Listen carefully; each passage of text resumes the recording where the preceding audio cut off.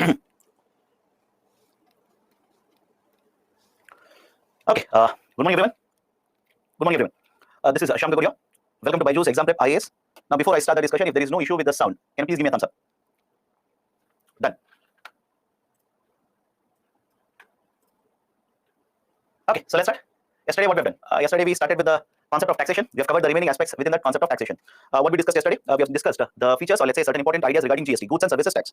In goods and services tax, what we have discussed, we have discussed how GST will function interstate as well as intrastate, inter as well as intrastate. Okay, so whether it is intrastate or interstate, do not worry. Simply remember the idea.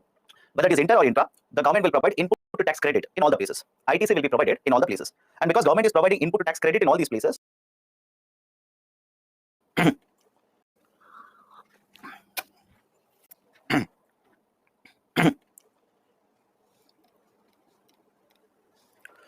okay, good morning, everyone. Good morning, everyone. This is Shyam Gagoria. Welcome to Byju's Exam Prep IAS. Now, before I start the discussion, if there is no issue with the sound, can you please give me a thumbs up? Done. Okay, so let's start. Yesterday, what we have done? Yesterday, we started with the concept of taxation. We have covered the remaining aspects within that concept of taxation. What we discussed yesterday, we have discussed the features, or let's say certain important ideas regarding GST, goods and services tax. In goods and services tax, what we have discussed, we have discussed how GST will function interstate as well as intrastate, inter as well as intrastate. Okay, so whether it is intrastate or interstate, do not worry. Simply remember the idea. Whether it is inter or intra, the government will provide input to tax credit in all the places. ITC will be provided in all the places. And because government is providing input to tax credit in all these places, what you generally see is the cascading effect will not be there, right? And the tax burden on the customers will be very, very low. And that is the point that you simply need to carry. After that, we have discussed anti-profiteering measures. Idea of anti-profiteering measure. What is profiteering? Unreasonably, whenever you earn more profit. I'm repeating the definition of profiteering. Unreasonably, when you make more profit, that is called as profiteering. And the unreasonable higher profits you're able to make for a simple reason. Government has reduced the taxes. The market prices should have come down. You will reduce the market price, but you will not completely transfer the benefit to the customers. So you will make unreasonably higher profit. In such cases, we have an authority, National Anti-Profiteering Authority, NAA, National Anti-Profiteering Authority. This authority will investigate, come out with, let's say, if there is a finding of profiteering, they will come out with penalties on the companies, or let's say the sellers who are involved in profiteering. I also told you the National Anti-Profiteering Authority has a sunset clause of 2 years. It has a sunset clause of 2 years. Later, it was extended by again 2 more years. Again, it has been extended. We are expecting the winding up or closure of this authority, right? Now, after that, we have discussed certain very important concepts, such as a tax to GDP ratio, tax buoyancy. Okay, tax buoyancy. Now, some of you are saying there is an issue with the sound. Is everyone facing the issue with the sound? Let me know. Is everyone facing the issue with the sound? If you are facing the issue with the sound, please hit the fix audio button. Either refresh or fix audio button. Please hit it. Automatically, it will get adjusted. Okay. So after that, we have discussed. We have discussed the concept of the tax buoyancy. Tax buoyancy means what? Higher, basically higher growth will lead to higher tax collection. So the percentage changes in the taxes are divided by percentage changes in, let's say, GDP. That is basically called as a tax buoyancy. Then there is a tax to GDP ratio. What is the value of the tax divided by what is the value of GDP? Tax to GDP ratio. Then there is a tax elasticity. If you change the rate of tax, to what extent the amount of tax revenues will change? That is a tax elasticity. And finally, we have discussed the tax expenditure. What is tax expenditure? Whenever government will provide, certain exemptions, deductions, etc. As a result of this, how much tax receipts will not be collected by the government? That is called as tax expenditure. After that, we have discussed certain reforms in the taxation. That is a transparent taxation reform.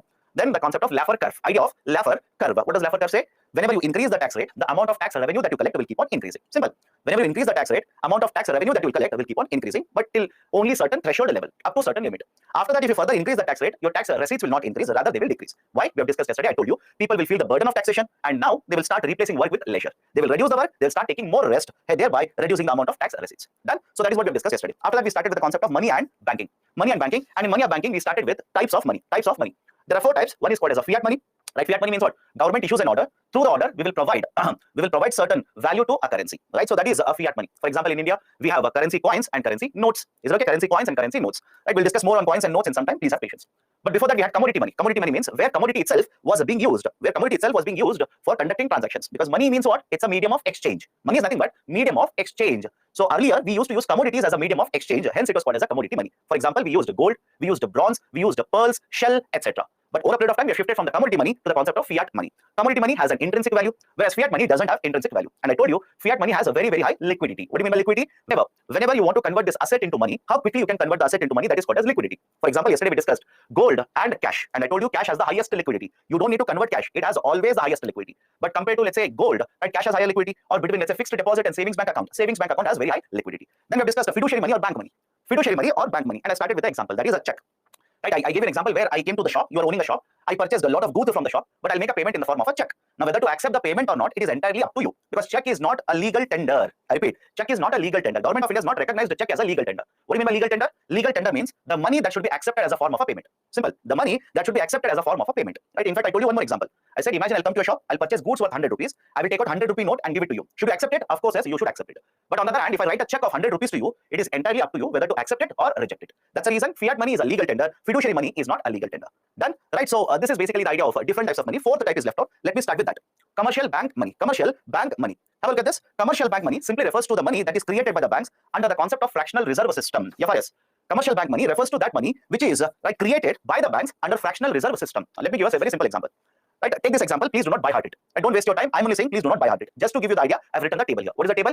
Imagine you have 100 rupee. So what you'll do, you'll take the 100 rupee, go to the bank, deposit the 100 rupee to the bank. That is step number 1. Step number 2, the bank generally, understand this, the bank generally is not allowed to use all the 100 rupees to give loans. Because obviously the bank has to provide loans. You should not have any doubt regarding this. Bank will collect money, bank will give loans. But can the bank use all the 100 rupees that you have deposited with them to give loans? No. Sir, why? Why should they not use all 100 rupees? Is it not very risky? Think of it. If you keep 100 rupees with the bank and bank will use all this 100 rupees to give a loan, is it not too much risky? Because what if I give all the 100 rupee loan to a company? Company will basically incur losses, or the owner of the company will run away. All of your money, is basically stuck up here. So that is the reason all this amount will not be utilized. Some of it will be kept in the form of reserves. Some of it will be kept in the form of a reserve. Right? Remember this. Some of it will be kept in the form of reserves. Let's say 10% of the money collected by the bank is reserve. So if you keep 100 rupee with the bank will keep aside 10 rupee, and remaining 90 rupees, the bank will give in the form of loan to company A. Now what will the company A do with 90 rupees? Let's say company A will purchase certain goods from company B. And as a result of this, 90 rupee will be given from company A to company B now. Now company B has 90 rupees. What the company B will do? Company B will take it, deposit in the bank. Right? Let's say bank 2. Now 90 rupees is there with bank 2. Bank 2 will keep aside 10% of it, and remaining 81% they will give it in the form of loan. Now this is a 2 step. This is a second step that I've written here. Now follow this carefully. What the bank 2 has done is it has created a loan. What the bank 1 has done is it has created a loan. Both of the banks, that is 1 and 2, they have not printed money. Is it okay? I'll repeat it again. Both bank 1 and bank 2, they have not printed money. They have not created money. What they have done? They have created loans here. Right? Only 100 rupee note has been printed and issued in the market. But because of this, right, what is going to happen is the banks are going to keep aside certain amount of reserves, and remaining amount of money they will give it in the form of loans in the market. So this creation of credit, I repeat, this creation of credit, this creation of loans basically is referred to as commercial bank money. Any difficulty here? Any difficulty? This is called as a commercial bank money. I'll give you one more example. I'm pretty sure most of you have got credit cards. Think of it. Most of you have got credit cards. Now tell me, when a bank will give you a credit card, do you think bank is printing money and giving it to you? No, bank is not printing money. But can you use the credit card to purchase goods and services in the market? Of course, yes. But later, you'll pay it back to the bank. So what you've done, you've basically borrowed money from the market. You've basically borrowed money. Credit creation takes place in the system. So this process of credit creation is referred to as commercial bank money. And what is the meaning of a fractional reserve system? All the banks in India follow fractional reserve system. Fractional reserve system simply means part of the deposits are kept with the bank, remaining are issued in the form of a credit. Is it okay? Part of the deposits the bank will keep with itself, remaining they will issue credit, or they will use it to issue loans in the market. This process is referred to as a fractional reserve system. Done? Right? So this is basically the fourth type of money, commercial bank money. Right? Now let me enter into banking. Let me enter into the core of banking now. What is the banking structure in India? This is a banking structure. At the top of the banking structure, we have a regulator. Okay? At the top of the banking structure, we have the regulator in India. Who is the regulator of banking sector? Reserve Bank of India. Now the Reserve Bank of India will regulate all these banks. Regulate means what? For example, you want to set up a bank. You want to start a bank. You'll have to take a license for it. Who will issue the license in India? RBI. You are not working correctly. RBI will simply ask you to close down the bank. RBI will issue a directive for cancelling the license of the bank. You want to open branches in India. You want to open branches. RBI will say where you're supposed to open, how many branches. Right? You're supposed to collect deposits and give loans. RBI will say what kind of deposits you can collect, what kind of loans you're allowed to give. So that's the precise reason we say RBI is a regulator of the banking sector. Now, next point is important. Focus on this. Many of you will get confused later when you keep on reading the newspaper. There is one act. There is one act in India, the Banking Regulation Act. There is one act in India, the Banking Regulation Act of 1949. Any bank that is covered under Banking Regulation Act, I repeat, any bank that is covered under the Banking Regulation Act of 1949 is referred as a commercial bank. Is it okay? I'll repeat the statement again here. Any bank that is covered under the Banking Regulation Act of 1949 is referred to as a commercial bank. Now the commercial banks, all of them will be regulated by Reserve Bank of India. And these commercial banks are further divided into two parts. One is called as a scheduled commercial bank. Second one is a non-scheduled commercial bank. What is the basic difference between a scheduled and a non-scheduled? There is an act called as RBI Act of 1934. Please remember this. RBI is not a constitutional body. Is it okay? RBI is not a constitutional body. Right? In the Constitution of India, there is no article which says RBI should be established. No, because RBI was established even before the Constitution of India. So that's the reason, remember this. There is an act called as RBI Act of 1934. Under the RBI Act of 1934, there is one schedule, Schedule 2. There is one schedule called as a Schedule 2. Schedule 2 of RBI Act. Now, any bank which is registered under Schedule 2 of RBI Act, it is called as a scheduled commercial bank. Is it okay? Can I go forward? I'll repeat it. There is RBI Act of 1934. And if a bank is registered under Schedule 2 of RBI Act of 1934, this bank is called as a scheduled commercial bank. And if you are not registered under the Schedule 2 of RBI Act of 1934, you are referred to as non-scheduled bank. Now, why this classification is required? If you are going to get certain assistance from RBI, right? Next we will discuss that only. There is a concept of repo. There is this idea of a CRR, SLR, etc. Generally, these regulations are applicable for scheduled commercial bank. For example, if you're a scheduled commercial bank, you can borrow from Reserve Bank of India. But if you're non-scheduled commercial bank, generally you're not allowed to borrow from Reserve Bank of India. So that is the basic difference between a scheduled as well as a non-scheduled. This is the example of a non-scheduled commercial bank. Do not by heart it. UPSC will not ask it. Many students will keep on asking me, sir, give me example of a non-scheduled commercial bank. I've given the list, right? I've given list of 10 non-scheduled commercial banks. What are the examples of scheduled commercial banks? All the public sector banks. I repeat, all the public sector banks, right? All the private sector banks, foreign banks in India, regional rural banks, cooperative banks, etc., etc. All these are the examples of scheduled commercial banks. Then this is a classification of banking. This is a classification of banking in India. Then shall I go to the next one here? Now within this, let's focus. This is very, very important now. Focus on this. Focus on this. This is very, very important. RBI. Why this is very important? I'll show you the questions. Every year from banking, around 4 to 5 questions will come. Trust me when I say this. Every year, generally around 4 to 5 questions in prelims will come from banking. And let's say out of 4 questions, 2 questions will be from RBI. I hope you understand. 2 questions will be from RBI. Okay. What is the Banking Regulation Act? I say it. There is one act called as Banking Regulation Act of 1949. All the banks, right? All the banks which are there, right, in India, which will come under the Banking Regulation Act. What does the Banking Regulation Act say? The Banking Regulation Act says the power of regulating these banks is given to Reserve Bank of India. Right? That's the reason any bank which is coming under the Banking Regulation Act is called as a commercial bank. Okay. Why non-scheduled banks are introduced? In order to promote lower regulation. Right? There are banks which will have very high regulation, which will come under a lot of conditions of RBI. You want, apart from that, you also want to have some other banks which are having lower regulation. So we have non-scheduled banks. Okay, done. Let's go to the next important point here. That is the Reserve Bank of India. Bharatiya Reserve Bank or Reserve Bank of India. Certain very important points first. Reserve Bank of India was recommended by a commission, that is Hilton-Young Commission. Hilton-Young Commission. Okay. Point number 1. Point number 2. The Government of India passed the RBI Act of 1934. The Government of India passed RBI Act of 1934. And when I say Government of India, earlier government, before independence. RBI Act of 1934. And as a result of this, from the 1st April 1935, Reserve Bank of India started working. Now, initially to begin with, remember this. Initially to begin with, Reserve Bank of India was present in Calcutta. Later in 1937, it was shifted. Right to Mumbai. Even today, the headquarters of RBI is present in Mumbai itself. In addition to this, when it was started initially, 1935, Government of India, in order to reduce its interference, I repeat, in order to reduce its interference, did not have the ownership in RBI. It was privately owned. There is a concept of shareholders. It was a shareholder structure. Right? Government of India did not have ownership.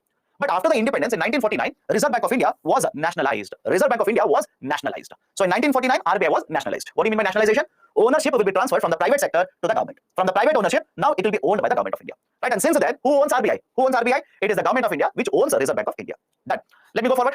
Now, whenever we talk about RBI Act of 1934, there are certain very important schedules or let's say sections that you need to remember. For example, earlier I said Schedule 2 of RBI Act. Important, remember that. But apart from that, there are various things that you need to remember even within RBI Act. For example, let me connect it to current affairs. Have a look at this. Section 22. Please have a look at this. Section 22. Right? Under Section 22, RBI has the exclusive rights to issue currency notes in India. I'll discuss about currency notes in some time. But who has the right to issue currency notes in India? RBI. Now, what is the connection to the current affairs, sir? Last year, have you come across a news wherein one of the chief ministers said, let's have photo of the Hindu gods on currency notes. I hope you remember that. Right? One of the chief ministers in India said, let's have photos of Hindu gods on these currency notes. Now, whether it is correct or wrong, you don't worry. Don't make everything political. Don't worry about it. But is it the government which decides how much currency notes to be printed? Is it government which will print the currency notes, etc., etc.? That is where Section 22 will come handy to you. Suddenly, UPSC can connect this concept here and ask a question to you. Right? So even within the RBI Act of 1934, there are various sections. For example, there is Section 3 which talks about establishment of Reserve Bank of India. There is Section 4 which talks about capital. Capital means money that is there with the RBI. There is Section 17 which talks about business carried out by RBI. Right? Business carried out by RBI. Very important. Very important. I'll connect it to current affairs. How many of you have ever thought, why is RBI not producing any product and selling in the market? Right? Some of you might have thought of this, why RBI is not investing in real estate. That is, let's say, purchase land, construct houses and sell it in the market. They can make huge amount of money. By the way, they can make huge amount of money, but they don't do it. I hope you understand. They will never do that. Why? Please remember this. Section 17 of RBI Act limits what RBI is supposed to do. Right? With this money, what RBI is supposed to do, it is prescribed under Section 17. What can RBI do with the money that they have? They can invest in government securities. I'll come to this. Just wait for it. They can invest in government securities. They can purchase bonds of the central government, state government, foreign government. They can purchase gold, etc. So remember this. What RBI is supposed to do with the money that they have, there's a limitation on it. They cannot use it for any purpose. If that was the issue, or if that was the freedom given to RBI, RBI has huge amount of money. Right? Huge amount of money they could have invested everywhere in India, but they don't do it. They will not do it because there is a limitation. There's one more section. Have a look at this. Section 8. Composition of Central Board of Directors. Right? What is the Central Board of Directors? It is the authority within RBI which takes decisions. Is it okay? It is the authority within RBI. It is part of RBI which takes decisions. For example, who will decide how many licenses has to be issued now for banking? Who will decide how many banks we should allow them to open branches? Right? It is the Central Board of Directors. CBD stands for Central Board of Directors. Do not ask me the long form. It is there in the slide. What is the composition of Central Board of Directors? As per the RBI Act of 1934, the composition is 21 members. Remember this. Composition is 21 members. Now, many of you will type in the Google and start correcting me. Sir, you're saying 21 members. Just now I checked RBI website, 21 members are not there. Right? Is it always that 21 members should be there? I hope you understand. Some of them could have retired. Some of them are waiting for the appointment, etc., etc. So there could be a difference in what I've written here and what you will see suddenly in the website. So argument is the maximum strength that is allowed under the Act is 21 people. How do you remember this? How do you remember this 21? I'll give you a simple trick. 1, 4, 10, 4, 1 plus 1. Mirror image, almost a mirror image, almost not the mirror image, but almost a mirror image. So 1, 4, 10, 4, 1 plus 1. What is this 1, 4, 10, 4, 1 and 1? 1 is the RBI governor. 1 is the RBI governor. 4 are deputy governors. 4 are the deputy governors of RBI. 10 are experts. And please remember this, whatever people are there here, be it RBI governor, deputy governor, or the experts within RBI, all of them are appointed by the central government. You should not have any doubt regarding this. All of them are appointed by the central government. And whatever appointment they do, whatever powers these people will have, etc., all of them will come from the Act of 1934. Is it okay? All of it will come from Act of 1934. You should be very clear with this. Why? Question has been asked. Question has been asked on this already. Second point, unlike, let's say, right, the Chief Justice of India, who derives the powers from Constitution of India, or let's say UPSC body, which will derive the power from Constitution of India. Right? Why? These are constitutional authorities, and they will derive their power from the Constitution of India, but not the RBI governor. Not the RBI governor. RBI governor will derive all the functions, all the, let's say, work, all the limitations, etc., from the Act of 1934, not from the Constitution of India. Okay. So one is the RBI governor. Second one is the 4 deputy governors. 10 are the experts who are appointed again by the government. Right. Fourth one is 1 member each from 4 local boards. 1 member each from 4 local boards. Now, why we have local boards here? Please look at the places, you'll understand. Please look at the places, you'll understand. RBI was established during British period. All of you agree? During British period. And during British period, don't you think these 4 places, metros, were very important for the Britishers? So that's the reason we have 4 local boards placed at 4 metros. That is Mumbai, Kolkata, Chennai, and Delhi. But are these the only offices of RBI? Of course, no. Throughout India, there are a lot of offices. Throughout India, there are a lot of offices. For example, in Bangalore, there is an office. In Jaipur, there is an office. In Kashmir, Jammu, there is an office. Right? There are a lot of other offices of Reserve Bank of India. Done. So one more is the Finance Secretary. Whoever is the Finance Secretary, by default, will become part of Central Board of Directors. And second, whoever is the Economic Affairs Secretary, by default, will become part of Central Board of Directors. Is it okay? Right. So this is basically composition of Central Board of Directors. Composition of Central Board of Directors. Okay. And again, please understand, it's not a constitutional authority. Some of you are asking, sir, what is the qualification? How? It's not a constitutional authority. Job qualifications, etc., are not there for this. I hope you understand. Right? Job qualifications, etc., are not prescribed for this. The government of India will decide who is best fitted to act as a RBI governor. It is the government which will decide. Okay. Done. So this is the composition of Central Board of Directors, and there's a section related to that. Please remember this. Suddenly UPSC can ask you a question on section of the RBI Act. Done. Can I go to the next one here? Sir, are these the RBI officers? Only RBI officers? Of course, no. There are more than 20 RBI officers. Some of you are asking, are these the only RBI officers? No, there are more than 20 RBI officers across India. Should you remember all the 20? Not required. Absolutely not required. Okay. Done. I'll go to the next now. This is very, very important. Functions of RBI. Okay. Functions of Reserve Bank of India. Now, please be very careful. First one is controlling inflation. Right. Controlling inflation. We have discussed what is the role of RBI in controlling inflation. Do you remember it? Not very, very long ago, 4 days ago. We have discussed what is the role of RBI in controlling inflation. That is Monetary Policy Framework Agreement. Right? There's an agreement between the government as well as RBI. Monetary Policy Framework Agreement. Under that, Government of India says RBI is supposed to maintain inflation at 4%. And all the other provisions we have discussed already. Please go through that. Second, let me start having a detailed discussion for all of them now. Printing of currency notes. Printing of currency notes. Now, whenever you talk about currency, there are 2 types. Right? Remember this very carefully. There are 2 types of currencies. One is a currency note, and the other one is a currency coin. Okay, one is a currency note, and the other one is a currency coin. So, what do you mean by currency note? The pieces of paper that you have, which will have a value of 500, 2000, 50, 100, 200. These are called as currency notes. And the coins that you have, 1 rupee, 50 paisa, or let's say 2 rupee, 5 rupee, 10 rupee, and now 20 rupee. These are called as currency coins. Point number 1. Point number 2, currency notes are printed and distributed by RBI. Printed and distributed by RBI. Please remember this. Currency notes are printed and distributed by RBI, Reserve Bank of India. And where does the RBI print these currency notes? I've given you the places here. Please have a look at it. I've given the places. There are 4 places where RBI notes are printed. One is in Devas. Second one is in Nasik. Third one is in Mysore. Fourth one is in Salbani. That is West Bengal. Mysore is in the Karnataka. Right. The Salbani in West Bengal. Nashik is in Maharashtra. And Devas is in Madhya Pradesh. That is MP. So these are the 4 places where RBI gets its currency notes printed, and who will distribute the currency notes? It is the RBI which will print as well as distribute the currency notes. The next point is, can RBI only decide? Underline the term only here. Can RBI only decide to print currency notes? Answer is no. RBI unilaterally cannot decide how much currency notes to be printed. Generally, the process is RBI will prepare a report, send the report to Ministry of Finance. Send the report to Ministry of Finance. Once the Ministry of Finance will approve it, now the Reserve Bank of India will start printing the currency notes. Point number 3. Is RBI allowed to print all the currency notes in India? Answer is again no. RBI is allowed to print all the currency notes except 1 rupee note.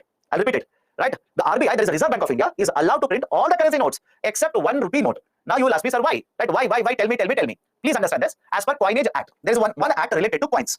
There is one act, that is Coinage Act. As per the Coinage Act, 1 rupee note will not be counted as a currency note. Rather, it will be counted as coin itself. Is it okay? I'll repeat it. 1 rupee note will not be counted as a part of a note. Rather, it will be considered as a coin itself. And who has the right to print? Who has the right to mint the coins? It is the Government of India which will mint the coins. Mint means manufacturing. Is it okay? Mint means manufacturing. It is the Government of India which will mint the currency coins. But the distribution of the currency coins is again done by RBI. I'll connect it to current affairs now. Please be very careful. I'll connect it to current affairs. Right? So understand this carefully. Currency notes are printed, distributed by RBI. These are the places where the currency notes are printed and further distributed by RBI. Second, what about the coins in India? 1 rupee coin, 2 rupee, 5 rupee, 10 rupee, all of this. Who will mint these coins? It is the Government of India which will mint the coins, but the distribution of these coins is done by Reserve Bank of India. Now, why I'm saying there's a connection to current affairs. Earlier, for example, I gave you a news where I said, like one of the chief ministers said, let's print like the Hindu gods on the currency notes. So who will decide what should be the design of the currency notes? It is the RBI as well as Ministry of Finance. Is it okay? It is the RBI as well as Minister of Finance. First, they will design it, send it to Minister of Finance. Once they approve it, they'll start printing the new currency notes. And second, why this is important? Why this is important that RBI distributes the currency coins. Now, focus on the current affairs here. Have you heard of QVCM? QVCM, that is QR code based coin vending. Okay, QCVM, not QVCM. QCVM, QR code based coin vending machine. It was there very recently in the newspaper. Please read about it. QR code based coin vending machine. Right? What is this QR code based coin vending machine? Until now, follow this carefully. You want coins. You want coins. 1 rupee, 2 rupee, whatever it is. You want coins. You can go to a machine, deposit the currency note, you will get the coins. Second option, you will go to the bank, give currency note, in return they will give you coins. This is how you could convert your currency notes into coins. But now RBI has introduced a new system which is called as a QR code based coin vending machine. What happens in a QR code based coin vending machine? RBI says we are going to install machines. We are going to install machines wherein you do not have to insert currency notes now. Right? Some of you ask me what is the difference compared to earlier system? This is the difference. You do not have to provide currency notes now. What you need to do is provide your UPI ID.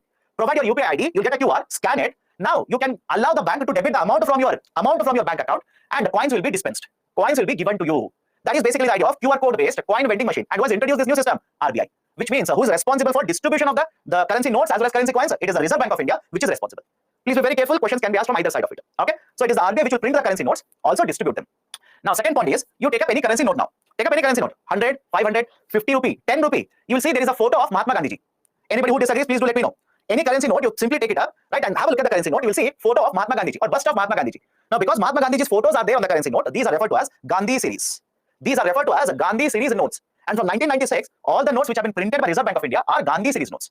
Okay, so these are certain very, very important points regarding the function of RBI to print and distribute currency notes. Any difficulty? Can I go forward? Can I go forward? Now, first two, Dewas and Nasik. These are presses. Presses means where printing is done. So have a look at this. These two presses are owned by Government of India. Right, these two presses are owned by Government of India. Right, and Government of India directly doesn't own them. Government of India owns one authority by the name or one company by the name of SPMCIL. Securities Printing and Minting Corporation of India Limited. Securities Printing and Minting Corporation of India Limited, SPMCIL. So the first two printing presses are owned by the Government of India through SPMCIL. What about the next two? The one in Mysore as well as the Salbani, it is owned by Reserve Bank of India. And again, RBI doesn't directly own. RBI owns one more authority, a subsidiary, that is BRB NMPL.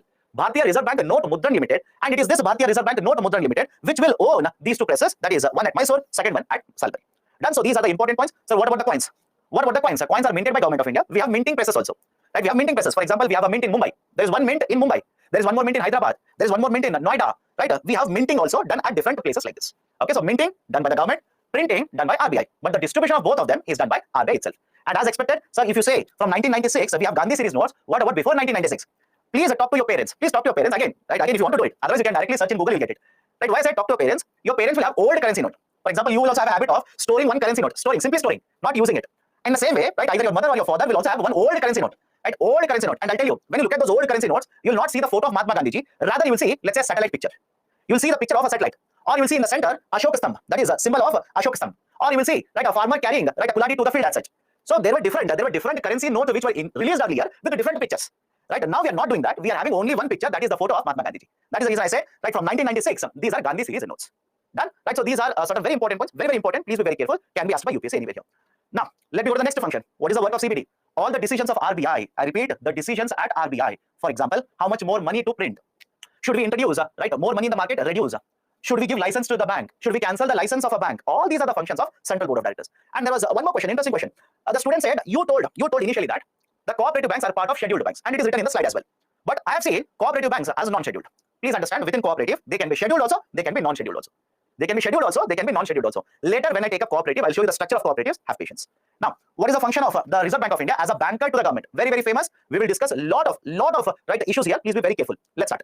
Right, what is the function of RBI as a banker to the government? But you said, what is the problem here? You said money is printed by RBI, but press owned by Government of India. You own the press, I'll get it printed, I'll give you money. Is it not possible? Right? Again, why do you always take extremities? RBI will ask you to print the currency, right? Will use their press and give money to you. Right? Is it not RBI which is getting the notes printed? Arey Baba, I don't understand. Right? You said like this, you said like this. Okay, come back to this. Banker to the government. Very important. Let's start. Now, all of you know the Government of India will announce union budget. I'm starting with the basics here. Follow the discussion. Government will announce a union budget. And in the union budget, what the government does? Government will announce expenditure for 1 year. That is the next 1 year. And government will also announce how much income they are going to collect in the next 1 year. Simple. How much money they are going to spend, how much money they are going to collect in the next 1 year. But what we'll generally see is the expenditure is greater than income. Right? Again, I'll show you the pictures. Don't worry. Assume this is correct. I'll show you pictures when I discuss the idea of budgeting with you. Okay. So expenditure, that is the money spent by RBI, is greater than income. Now you tell me, if you are earning 100 rupees, possible to spend 200 rupees? Think of it. I hope you understand. Right? You are earning 100 rupees, possible to spend 200 using 100 rupees? Not possible. So what you will do? You will borrow money. you will borrow money. Simple now. Government will borrow money. Now this particular term borrowing, I will use a technical term. It is called as a debt. You'll borrow money, and what do you mean by debt? Any amount that you're supposed to repay is called as a debt. Any difficulty, please do let me know. Right? You have borrowed money, which means you'll have to repay the money. You have a liability of repayment. Now, because there's a liability, I will call this as a debt. Point number one. Point number two. Now, how does Government of India borrow then? How does Government of India borrow? Government of India can borrow from the domestic market, can borrow from domestic market, can also borrow from external market. I will give you examples. Have patience. Let's go point by point. Government can borrow from domestic market. Sir, what do you mean by domestic market? Government can borrow from you. Government can borrow from a bank. Government can borrow from other financial institutions. But when they borrow it within India, when they will borrow this money from within India, this is called as a domestic borrowing. Domestic borrowing. Can I call this as an internal debt? Let me know. Can I call this a domestic borrowing done by the government as an internal debt? Okay, that is point one. And I said government can also borrow from external market. So what do you mean by that? Government can borrow from IMF. They can borrow. Government can borrow from World Bank. Government can borrow from New Development Bank, Asian Development Bank, etc. But don't you think all the institutions that I gave you as an example just now, these are outside India. These are not within India. These are outside India. Can I call this borrowing as external debt? Is it okay? Can I basically say this as external debt? So understand this. Government has a problem here. What is the problem? They want to spend more money, but they have collected lesser amount of money. Now, how do they take care of it? They will borrow. They will borrow. And when they will borrow either from the domestic market or they will borrow from external market. Whenever they borrow from the domestic market, I'll call this as internal debt. And when they borrow from external market, I'll call this as external debt. Now come to the internal debt. Come to the internal debt. Whenever you talk about internal debt, the most favorite, right, one of the favorite ways of Government of India to borrow under the internal debt is by issuing government securities. By issuing government securities. Government securities. What do you mean by government securities? Government will issue certain instruments in the market. Is it okay? Government will issue certain instruments in the market. Any problem? Let me know. Government will issue instruments, borrow from the market. These are collectively referred to as government securities. Now, those instruments again can be further divided into two types. These instruments can be further divided into two types. One is, I've written it in the slide. One is called as a treasury bill. Second one is called as a dated security. The government securities are further divided into two types here. One is called as a treasury bill. Second one is called as a dated security. What do you mean by treasury bill? A government security which will have a maturity period of up to 1 year. I'll repeat it. Please do let me know. You should understand all of it. What is a treasury bill? A government security issued by the Government of India which has a maturity period of up to 1 year. Up to 1 year means what? I'll give a very simple example. Imagine you are the government and the investor. You will issue one security to me. The maturity period of the security will be 91 days, which means you are borrowing for 91 days. Right? One more example. You will issue a security with a maturity period of 182 days, means you are borrowing for 182 days. Right? This is basically the idea for treasury bills. And in case of India, only the center is allowed to issue treasury bills. Come to the other side. Dated securities. What do you mean by dated securities? These are the instruments or the government securities which are issued but will have a longer maturity period. Longer maturity period. What do you mean by longer maturity period? More than 1 year.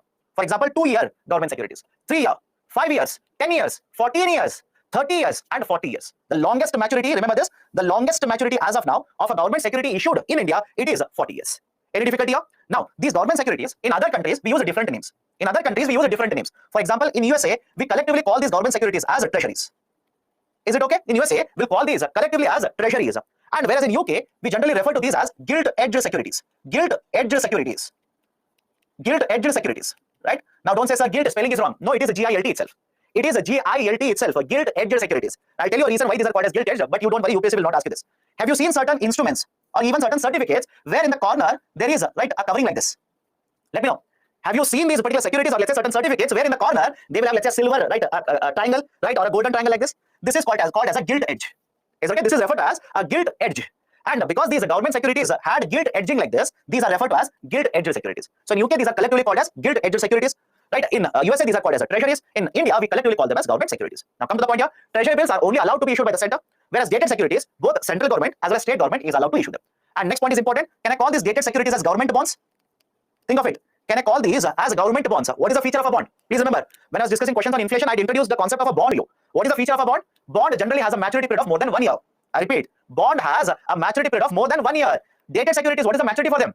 2 years, 3 years, 5 years, 10 years, 14, 40, etc. These are collectively also referred to as government bonds. These are also referred to as government bonds. So dated securities are nothing but government bonds. Treasury bills are those instruments which are issued for a very short duration. Short duration means up to 1 year for borrowing in the market. So when you talk about domestic borrowing, when you talk about internal borrowing, one of the methods that is used by the Government of India is to issue government securities and borrow from the market. And what kind of securities will the Government of India issue? The Government of India will issue securities which have maturity period of up to 1 year, more than 1 year. Up to 1 year, these are called as treasury bills. More than 1 year, these are called as dated securities or government bonds. And I also told you that treasury bills are not allowed to be issued by the state governments. Only the central government is allowed to issue them. Whereas government bonds, the state government can issue as well as central government can issue. But specifically, when you talk about state government, whenever you talk about state government, the term that is used in the context of state government is state development loans.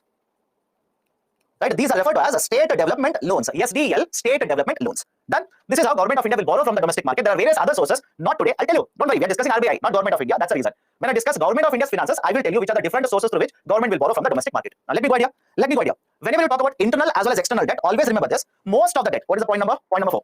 Most of the debt of government of India. Most of the debt is internal in nature. Most of the debt is internal in nature. Right? What do you mean by most of the debt? Government of India has borrowed. But most of the borrowing is done from the domestic market. Now, how many of you think this is a good feature? How many of you think this is a bad feature for India? Let me know. I'll repeat it again. Right? Most of the debt of government of India, I say it is internal in nature. How much? If you look at the total debt of the government, around 95%. 95% of the debt is internal. It is a very good feature. It is a very good feature for India. Trust me, it's a good feature. Why? I tell you. Whenever you borrow from the domestic market, you will repay in domestic currency. All of you agree with me? I'll repeat it. Whenever you've borrowed from the domestic market, you will repay in domestic currency. Now, imagine you borrow from the external market. Can you repay in rupees? Can you repay in rupees? Of course, no. You'll have to repay, let's say in dollars. But are you allowed to print dollars? Think of it. Right? You might simply say, sir, anyways, we have printing presses. We have printing presses. I'm also sitting idle. I also have a printer, color printer. So I'll keep on printing dollars. Absolutely no. You're not allowed to do that. Right? But what if you run out of dollars? You do not have dollars. Please look at our neighbors. You'll automatically understand what I'm talking about. Right? Look up, look down. You'll automatically understand. Right? So again, when I say look up and look down, I was referring to the map. Don't literally do in the room like this. You'll not understand anything. Look at the Indian map. Please look up and look down. You'll automatically understand what I'm talking about. So understand the logic here. Most of the debt we have in case of India is internal in nature. That is a good feature. Let me write one more feature here. Most of the debt that India has within the internal market itself has a long term or has a long tenure. Most of the debt has a long tenure. Again, let me ask you a question. Good or bad? Having a long tenure debt, is it good or bad? Right? Think of it. Right? It is good. It is good. Having a long term debt is good. Some of you are confused. You're saying bad. No, my dear, it is good. I'll tell you why. Imagine you take a housing loan. You'll go to a bank, you'll take a housing loan. Let's say 50 lakh rupees. Will you borrow this loan for 10 years or 1 month? Let me know. Will you borrow this loan for 10 years or 1 month? You'll borrow this for longer duration. Why? It will provide flexibility to you. I hope you understand. It will give you flexibility because you don't know after 1 month you're going to have a job or not. Again, hypothetical example. Right? You don't know after 1 month whether you'll have a job or not. After 1 year also you do not know. So don't you think having borrowed for 10 years will give you that flexibility where the burden of payment on month-wise is lower? Is it okay? Right? The burden on month-wise will be lower for you. So that's the reason whenever you borrow for longer duration, not short duration. Now forget about you. Think of government. Think of government here. Imagine government has borrowed 100 billion rupees or 100 crore rupees. By the way, 100 crore is a very simple amount for government. Don't worry about it. 100 crore rupee the borrowing and they will have to repay in next 91 days. Now what if there is one more wave of the pandemic? Let me know. What if there is one more wave of the pandemic? Right? Don't you think the finances of government of India will crash like this? And when they crash, there is a repayment liability. Where is the money available to you? That's the reason I said the debt, if you basically divide the debt, you will realize that most of the debt is long-term in nature and that is considered to be good. That is considered to be good feature for Indian economy. Now, what is the role of RBI in all of this? What is the role of RBI in all of this? We are discussing government of India borrows, etc., etc. What is the role of RBI? Please understand next points carefully. Here is, I'll go to the point number 6 now. This is where RBI will come into picture. Here is the government of India. Government of India wants to sell government securities. They want to sell government securities so that they want to borrow money. Government of India directly will not sell it. Right? Because that is not the function of government of India. Many will keep on asking me why they will not sell. Right? Have you seen anywhere government of India directly selling anything? They will have one authority to take care of it. So what does the RBI do here? These government securities of the government of India, it is the RBI which will sell it. I'm using the term sell here. Technically, it is auction. It is the Reserve Bank of India which will auction the government securities to the investors. Collect money and transfer into the account of government of India. Is the system okay with all of you? Please do let me know. Government of India wants to issue government securities so that they want to borrow money. They will not directly sell it. They will hand it over to RBI. RBI will auction it in the market. Right? They will sell it in the market, collect money from the investors, give it to government of India. That is the state governments, the central government, they have account with RBI. Remember this. Center and state both have accounts with RBI. So when RBI will auction, they will simply transfer the money into the account of the government. This is the role of Reserve Bank of India. This is the role of RBI in auctioning or selling of government securities. Please be very careful here because now it will get complicated. Why? Look at the picture and tell me. Please understand my question. Look at the picture and tell me, is RBI purchasing government securities directly from government of India? Please look at the picture and tell me, is RBI purchasing the government securities directly from government of India? Some of you are saying yes. I don't know. I'm actually confused now. I'm confused by your answers. Right? I said government of India will give it to RBI. Did I say sell it to RBI? Have I written sell there? Right? I don't know where do people see. So government of India doesn't sell the government securities to RBI. Please understand, no, it is not allowed. Why? I'll tell you. Earlier, right? Underline the term earlier. Earlier, what used to happen is, whenever government of India fell short of money, even after borrowing, I repeat, government borrowed, and even after that, government felt there is a shortage of money. What government used to do is, government used to sell the government securities to Reserve Bank of India. Government used to sell the G securities to RBI. RBI used to provide money to government of India. Now, this system is a problem system. This is a problematic situation. Why?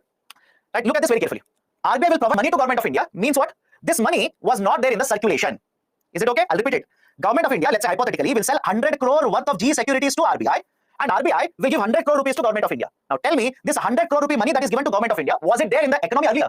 Was it there for the circulation earlier? No, it was not there. But now, because government is selling the G securities to RBI, collecting 100 crore, what do you think government will do with this 100 crore? Of course, spend it. Of course, spend this 100 crore rupees. Now tell me, because of this, will the money supply increase in the market or not? Think of it. Because of this, will the money supply increase or not? And can it cause inflation? Can it cause inflation? Of course, yes. It can cause inflation. That's the precise reason. Please remember this. I will mark it with red now. I will mark it with red. Earlier, this was allowed. Earlier, this was allowed. Now, it is not allowed. This situation is not allowed. What I'm referring to, RBI is directly purchasing government securities from government is not allowed now. There is only a certain exemption. We'll discuss that. There is a law called as FRBM. There are only certain exceptional circumstances where this is allowed, but normally it is not allowed. Right? Now, some of you simply say, same thing can happen here as well. Same thing can happen here as well. No, please understand this. Same thing is not happening here. Imagine you are the investor. Imagine you are the investor. You have 100 rupees. You have 100 rupees. Means what? 100 rupees there in circulation already. Is it okay? 100 rupees already there in the market. Right? RBI will sell the government security to you, take the 100 rupees from you, give it to government. Is the money circulation going to increase? Think of it. Is the money circulation going to increase because of this? No. Already 100 rupees was there. They are taking the same 100 rupees. But in this, I'll write example 2 here. This is example 1 and this is example 2. In example 2, are we not seeing new introduction of money? Right? Or new money being pumped into the system. Whereas in example 1, same money which is already there in the system is getting circulated. So please be very careful. We do not allow this today, but we allow this today. Right? This is allowed. This is not allowed. Now, have a look at the third point in this only. Have a look at the third point. Later, when I start discussing about RBI, I will use a statement. RBI will purchase G securities. RBI will sell G securities. I'll repeat the statement. Later, when I discuss other functions of RBI, I'll say RBI purchases G securities. RBI sells G securities. Many of you simply say, sir, earlier you said it is not allowed. What I'll be referring to later is RBI purchases G securities means RBI will pay money to the investor. RBI will pay money to the investor, purchase G securities from the investor. This is allowed. Please be very careful. This is allowed. Any difficulty, please do let me know. For example, imagine you have a government bond. Is it okay? Imagine you have government bond. RBI can purchase government bond from you. That is allowed. Can RBI purchase government bond from Government of India? No, that is not allowed. Any difficulty here? Example 1, example 2, and example 3. Now let me ask you a simple question. Can I say RBI can use this example 3? I repeat, RBI can use the example 3 to promote growth. Let me know. RBI can use this example 3 to promote growth. Right? Why? To promote growth, you need to increase money supply. You need to increase money supply. Right? You need to increase money supply so the rate of interest in the market will come down. People will borrow more and more. How do you increase money supply? Right? Imagine banks have a lot of G securities. RBI will purchase the G securities from them. Money supply automatically increases. Right? Insurance companies, mutual fund companies, right? Individual investors, all of them have G securities. So RBI will purchase it, give money to them. What will happen to the money supply in the economy? The money supply in the economy automatically goes up. Can I say opposite also is possible? Opposite. If RBI wants to control inflation, RBI now has a G security. Let's say, example 1, I'm the RBI governor, you're the investor. I wanted to promote growth. I will give you 100 rupees, take the G security from you. Now, who is the owner of G security? I am the owner of G security. I'm the owner of G security. Now, what if I want to control inflation? Right, think of it. What if I want to control inflation? I need to reduce money supply in the economy. What I'll do? I will sell the G security to you, take money from you. Any problem? Let me know. Any problem with this? So whenever RBI wants to promote growth, RBI will purchase the G securities. When RBI wants to control inflation, RBI will sell G securities. Right? Why? In order to promote growth, they need to increase money supply. In order to control inflation, they need to reduce money supply. And this is one way. This is one way through which RBI can do it. This is one way through which RBI can increase or decrease the money supply. Now there is a technical name for this. Follow this carefully. There's a technical name for this. That is this situation that I explained just now. RBI purchasing, RBI selling G securities. This is called as open market operations. Open market operations. Is it okay? I'll repeat it again. RBI selling G securities, RBI purchasing G securities. It is referred to as open market operations. OMO, open market operations. Done. Can I go to the next one now? Can I go to the next one? Right. So please be very careful. RBI is allowed to sell G securities. RBI allowed to purchase G securities, and based on the requirement, RBI does it. Based on the requirement in the economy, RBI will do it. But RBI only under exceptional circumstances, under FRBM, they'll be allowed to directly purchase from government. Normally, it is not allowed. Right. For example, today, can RBI purchase G securities directly from Government of India? Not allowed. Right? Why? This is not an exceptional circumstance. And what is an exceptional circumstance? I will show you the data later. Have patience. So example 1, example 2, example 3, please be very, very careful. This is the role of RBI. This is the role of RBI. RBI will facilitate government borrowings from the market. RBI will facilitate government borrowings from the market. Right? RBI will sell, RBI will purchase, RBI will auction, transfer funds to the state government if it is STL, right, or to the central government if it is a simple central government, treasury bill or dated securities. Is it the only function of RBI regarding government? Absolutely no. Follow the next point here. There is one more tool called as ways and means advances. Ways and means advances. There is one more tool called as ways and means advances. WMA. Ways and means advances. WMA. Under the ways and means advances, the government, it could be the central government or the state government, the government is allowed to borrow for short duration. Short duration, generally up to 90 days. Generally up to 90 days. Either the central government or the state government is allowed to borrow from RBI, Reserve Bank of India. From RBI for a very short duration, up to 90 days, the center or state is allowed to borrow from Reserve Bank of India. Right? This is also one of the functions where you say RBI is acting as a banker. Banker means the one who will provide loans. Right? So RBI will act as a banker to government. So for a very, very short duration, government is allowed to borrow from Reserve Bank of India. And who will fix how much they are allowed to borrow? There's a consultation between the government as well as RBI. Both will hold consultations and they will decide in this year, this much amount will be allowed to borrow. Right? And whenever this kind of a loan is given by RBI, of course, RBI will charge a rate of interest. So that is called as a repo. I have not yet discussed repo. Please have patience. We'll discuss that later. Done? Any difficulties regarding anything that I've discussed so far, please do let me know. And please be very careful here. I'll write technical terms now. This example one is referred to as indirect monetization. Example 1 is referred to as indirect monetization, and example 2 is referred to as a direct monetization. Example 1 is referred to as indirect monetization, and example 2 is referred to as direct monetization. Now, I'll ask a statement, answer it. Which is allowed in India, direct or indirect monetization? Think of it. Which is allowed in India in normal course of the action? Is it a direct right monetization or indirect monetization? It is a indirect monetization. Some of you are saying direct. How? I don't know. After discussing all of this, right, so direct monetization. How? Normally, which is allowed? Indirect monetization is allowed, not direct monetization. Okay, done. So these are the very important points regarding function of RBI. Function of RBI as a banker to the government. As a banker to the government. So what is the WMA? I'll repeat it again. WMA stands for Ways and Means Advances. Under Ways and Means Advances, RBI is allowed to give loans. I repeat. RBI is allowed to give loans either to the central government as well as the state government for a very short duration. What do you mean by short duration here? 90 days. For 90 days, they are allowed to borrow. They are allowed to borrow from RBI. And RBI will charge a rate of interest on this. And this tool is referred to as Ways and Means Advances. Now, why is it introduced? Why has it been introduced? Let me ask you a very simple question. Many of you would have come across this problem. That is on the 1st of next month, like imagine 1 week away, 1st of the month, you will receive the salary. On the 1st of the month, you will receive salary. But you're on the 25th of this month, you have already run out of cash. Many of you would have come across this situation, experienced with this situation. That is, you know that in a couple of days, you will get money. But right now, you have run out of money. So for a very, very short duration, will you borrow from your friends or not? Let me know. Right, for a very, very short duration, will you borrow from your friends or not? Right, sir, I'm a student. How can you apply this? Let's say you're a student, you'll receive pocket money from your parents. I understand. You'll receive pocket money from your parents, right? Let's say on 1st of every month. But you've already exhausted money because let's say you purchased a lot of books. Hypothetical situation, you purchased a lot of books. Right? Why you wanted to read. Okay. So you have exhausted all the money. So you will tell your friend, I'll give you the money back after 1 week. So can you give the money today to me? Right? Can you lend a certain amount of money? Only for short duration. Only for short duration can you lend me money. Apply the same logic to the government. Apply the same logic to the government. Government knows that, let's say in the month of January, they will collect a lot of income taxes. Is it okay? In the month of January, they will collect a lot of income taxes. Why? People will start depositing income taxes after that. Right? They will collect a lot of corporate taxes. So they know that after a certain time period, they will receive a lot of money. But right now, there is a cash mismatch. I hope you understand. Right now, there is a cash mismatch. What is a cash mismatch? Can the government of India tell you want a road to be constructed, wait for January? Think of it. Can the government of India tell you wait for January because I'm going to collect income taxes, wait till then? Absolutely no. So expenses will keep on happening, but incomes will come, but maybe at a later date. So there's a cash mismatch.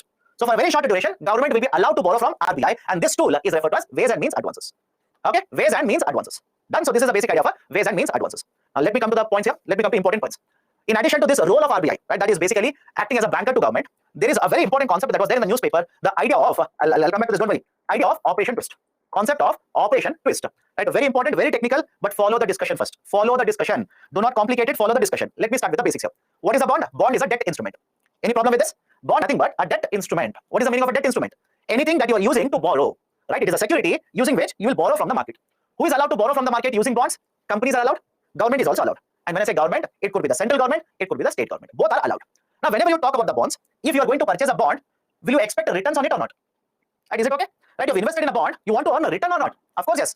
For example, if you keep a deposit in a bank, you will get interest rate. But remember this in the context of the bond. In the context of the bond, rather than using the term interest rate, we will use the term coupon rate.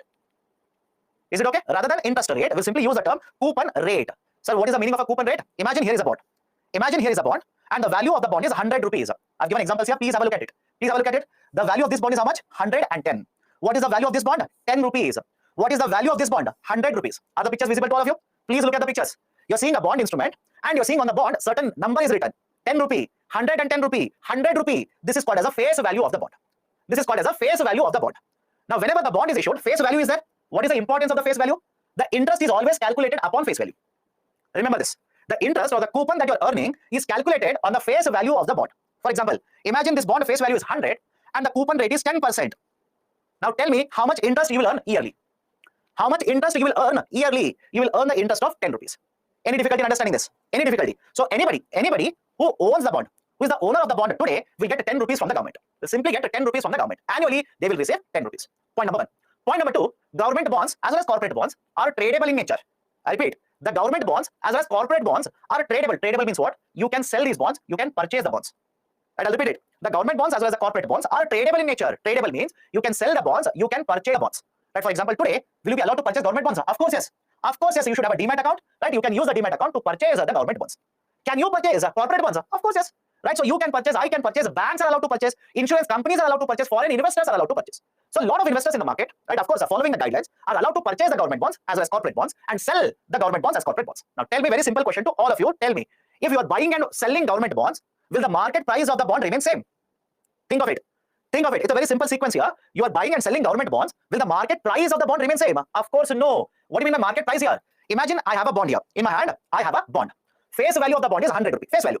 Now you tell me, if everybody wants to sell the bond to you, think of it. If everybody wants to sell the bond to you, will you purchase the bond at 100 rupees? Apply common sense. Apply common sense. Right? Don't worry about coupon rate. Don't worry about anything else. Focus on what I'm discussing now. If there is a lot of supply in the market, right? If there's a lot of supply bonds in the market, will you purchase the bond at 100 rupees? If you do that, please do let me know. I want to sell the bond to you. You should not do that. Why? What does economics teach you? What have we discussed starting from the first class? If supply increases, what should happen to the price of the commodity? Tell me. If supply increases, what will happen to the price? The price will go down. Is it fair or not? On the other hand, let's say you have a bond. You have a bond, right? Whatever the value, let's say 100 rupees, face value is 100. Everybody wants to purchase the bond that you have. Everybody wants to purchase the bond that you are owning. Now, what will happen to the price? Will you sell it at 100 rupees or will you sell it at more than 100 rupees or less than 100 rupees? You will sell it at more than 100 rupees.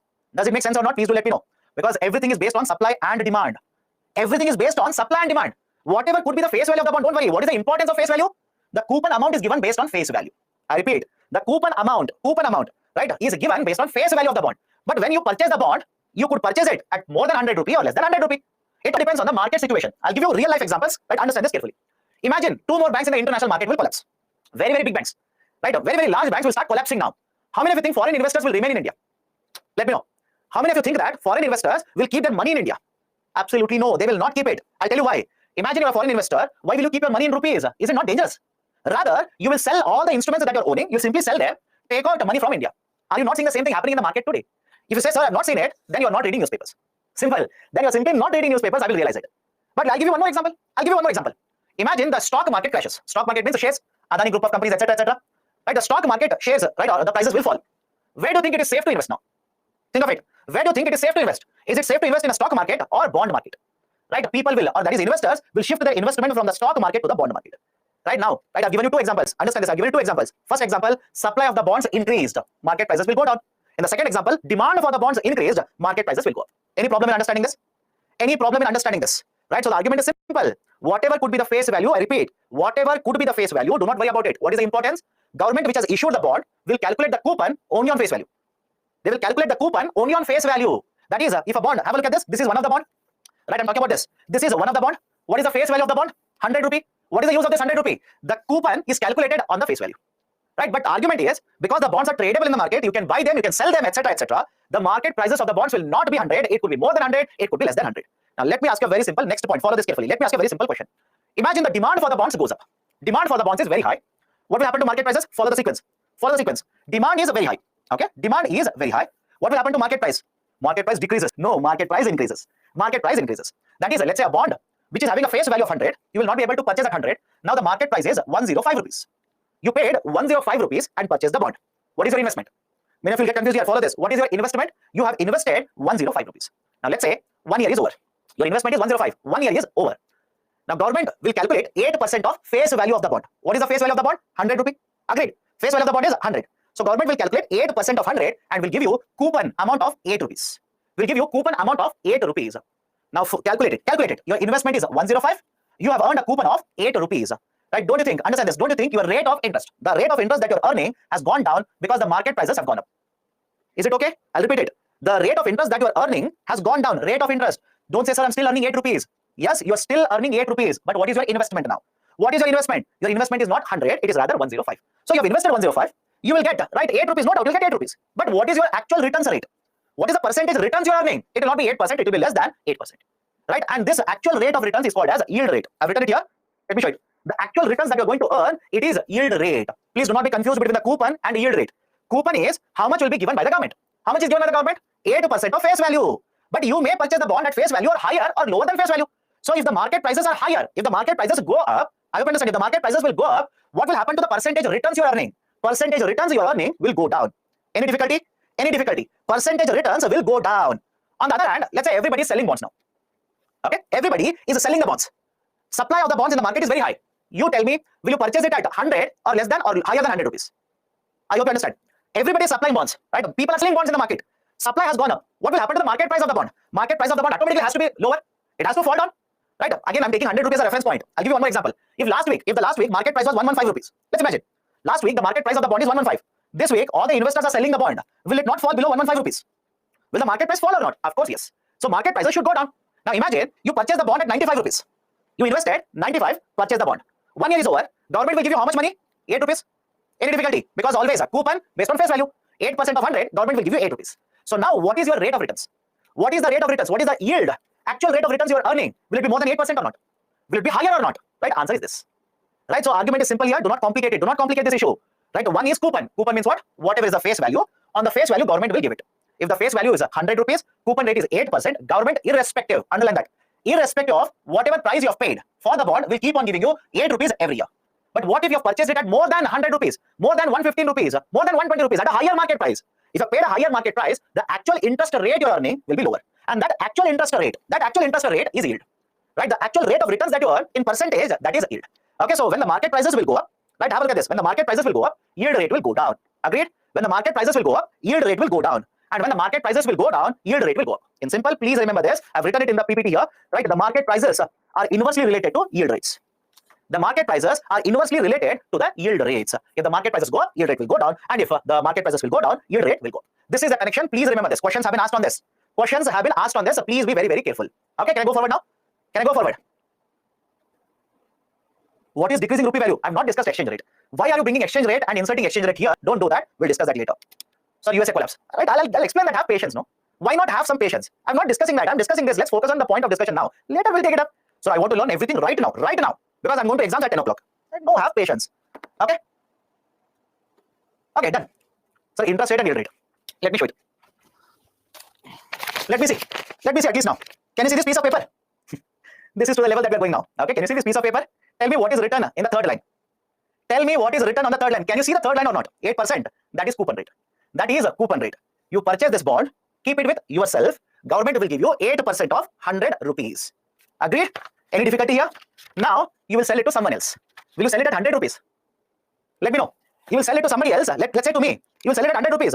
How do you decide 100 rupees? Absolutely no. It all depends on supply and demand. It all depends on supply and demand. Right? Let's say demand is very high. Demand for the bonds is very high. Will you sell it at 100 rupees? Then you are a very, very bad investor. Don't invest in the market.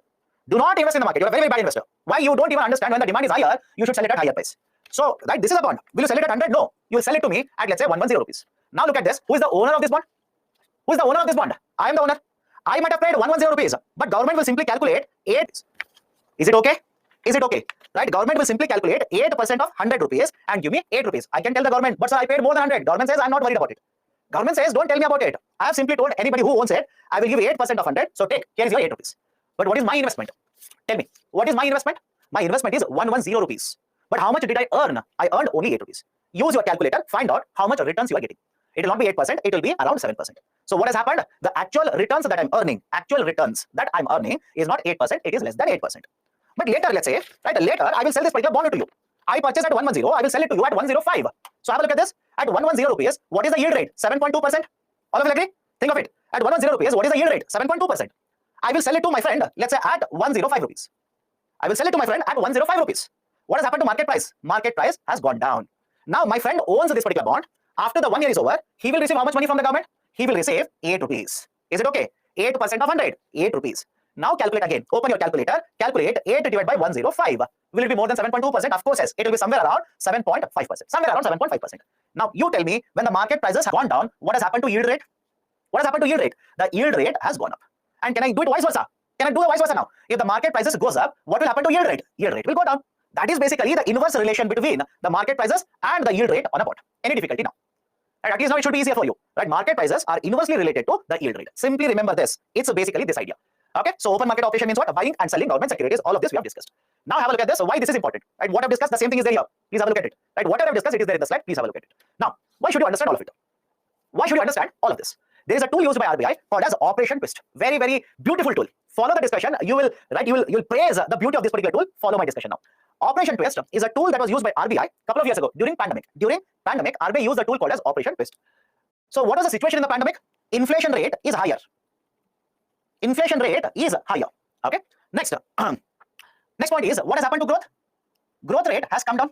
Anybody disagree? Inflation rate is higher. Growth rate is lower. Now what should RBI do here? RBI should increase money supply so that the growth will be promoted. Okay, so that the growth will be promoted. Now here is the problem. What is the problem? If RBI will promote growth by increasing money supply, what will happen to inflation rate? What will happen to inflation rate? Inflation rate further will go up, or inflation rate will decrease. How?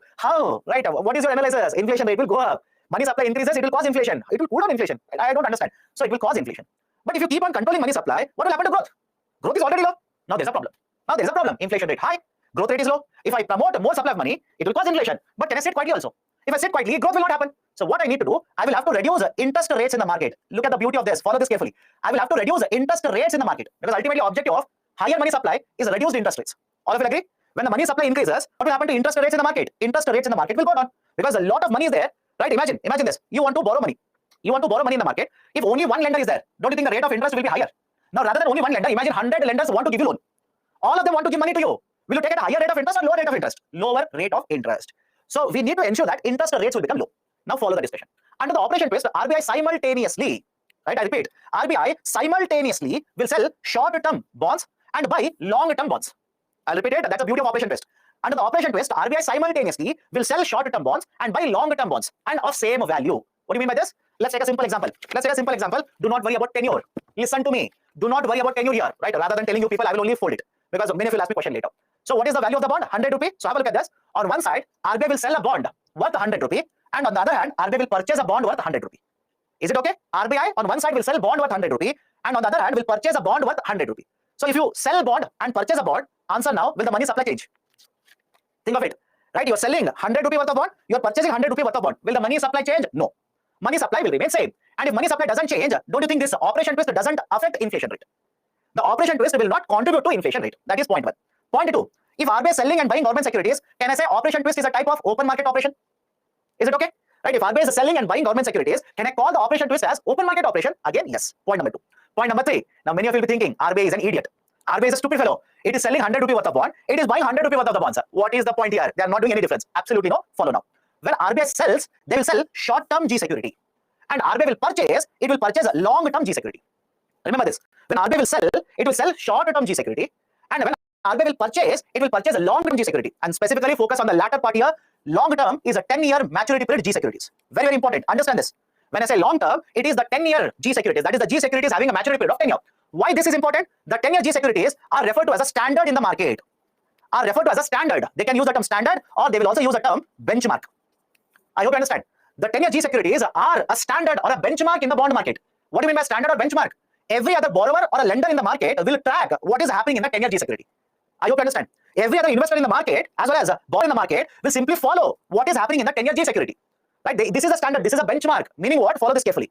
If the yield rate on 10-year G security will go up, if the yield rate on 10-year G security will go up, automatically the interest rates in the market will go up. Is it okay? I'll repeat it. The 10-year G security is a benchmark. It is a standard in the market. Right? Why it is a standard? One, it is issued by the government of India. Follow this.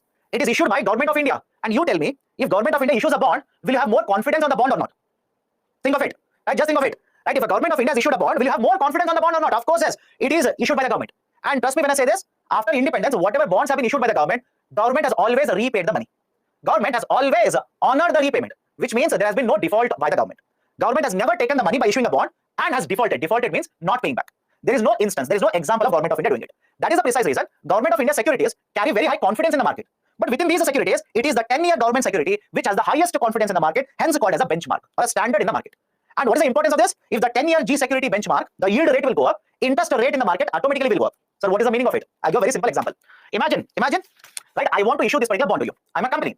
Think of it. I'm a company. I want to issue this bond to you. I wanted to issue this bond at 7% rate of interest, coupon rate. I wanted to issue it at 7%. Now you will check in the market. The 10-year G security is giving you a yield rate of 9%. I hope you understand. The 10-year G security is giving a yield of 9%. Now, how many of you will purchase the bond from me at 7%? Think of it.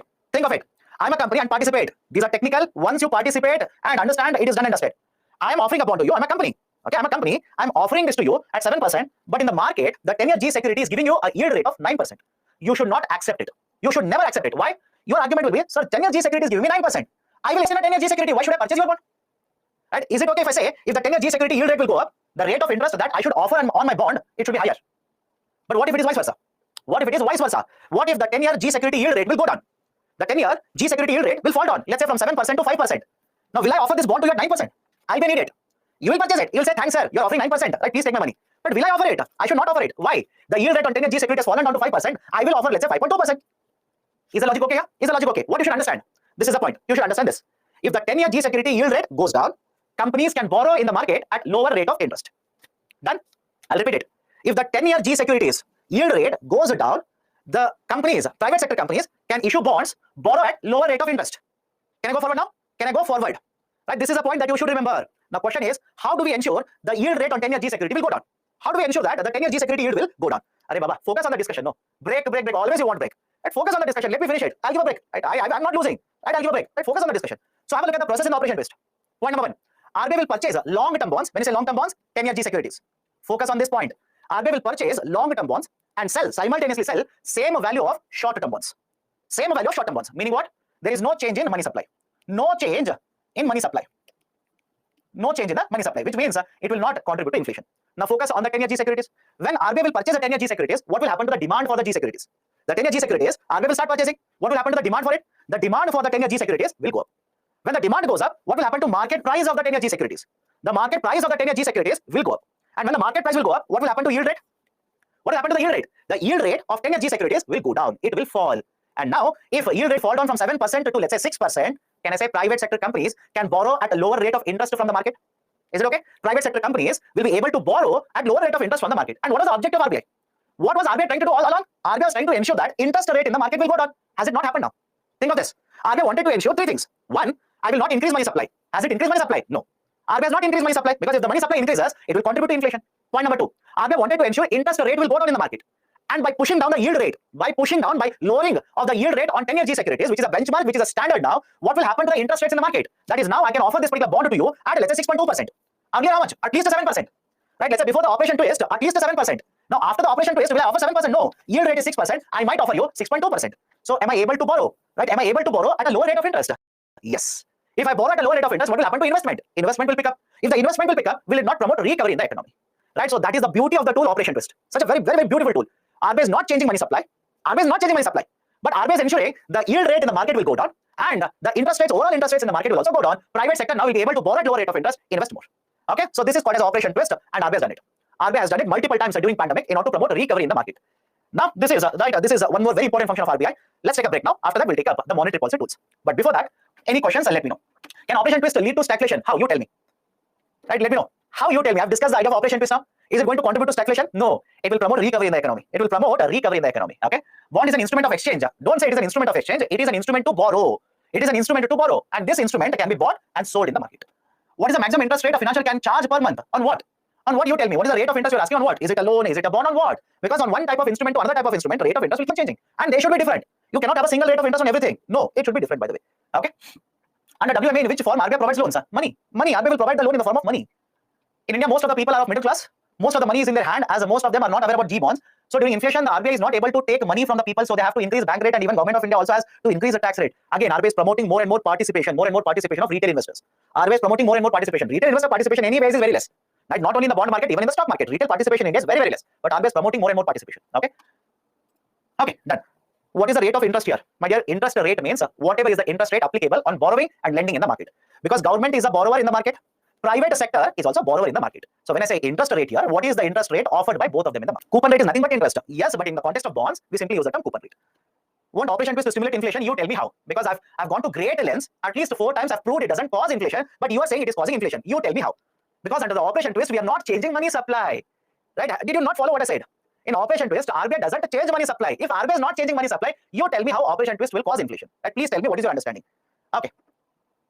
Retail customer participation is indirect in mutual funds LICs. No, you can participate as a retail investor. You can participate either directly also as well as indirectly also. Right? What is the direct participation here? Right? Let me take a break. After the break, I'll tell you. Right? Can you purchase G securities directly in the market? Yes, it is allowed. After the break, I'll tell you. Don't worry. Okay. So we will teach repo rate. My dear, can't you see it is there in the slide? Right in front of your eyes, it is there. And I'm pretty sure I've not written anything on the slide means I've not taught it. Right? Again, right in front of your eyes, it is there. How yield rate will fall? If the market prices goes up, if the market price of the bond goes up, yield rate will go down. And trust me, if you find this very difficult, do not look at calculations. Will UPSC ask you calculations? Absolutely no. Do not waste your time. Remember only one line: market price, yield rate are inversely related. Market price and yield rate are inversely related. If the market prices will go up, yield rate will go down, and opposite. Okay, done. Okay, so let's take a break now. Let's take a break. I'll restart at 8:15 a.m. I'll restart at 8:15 a.m. Take a break now.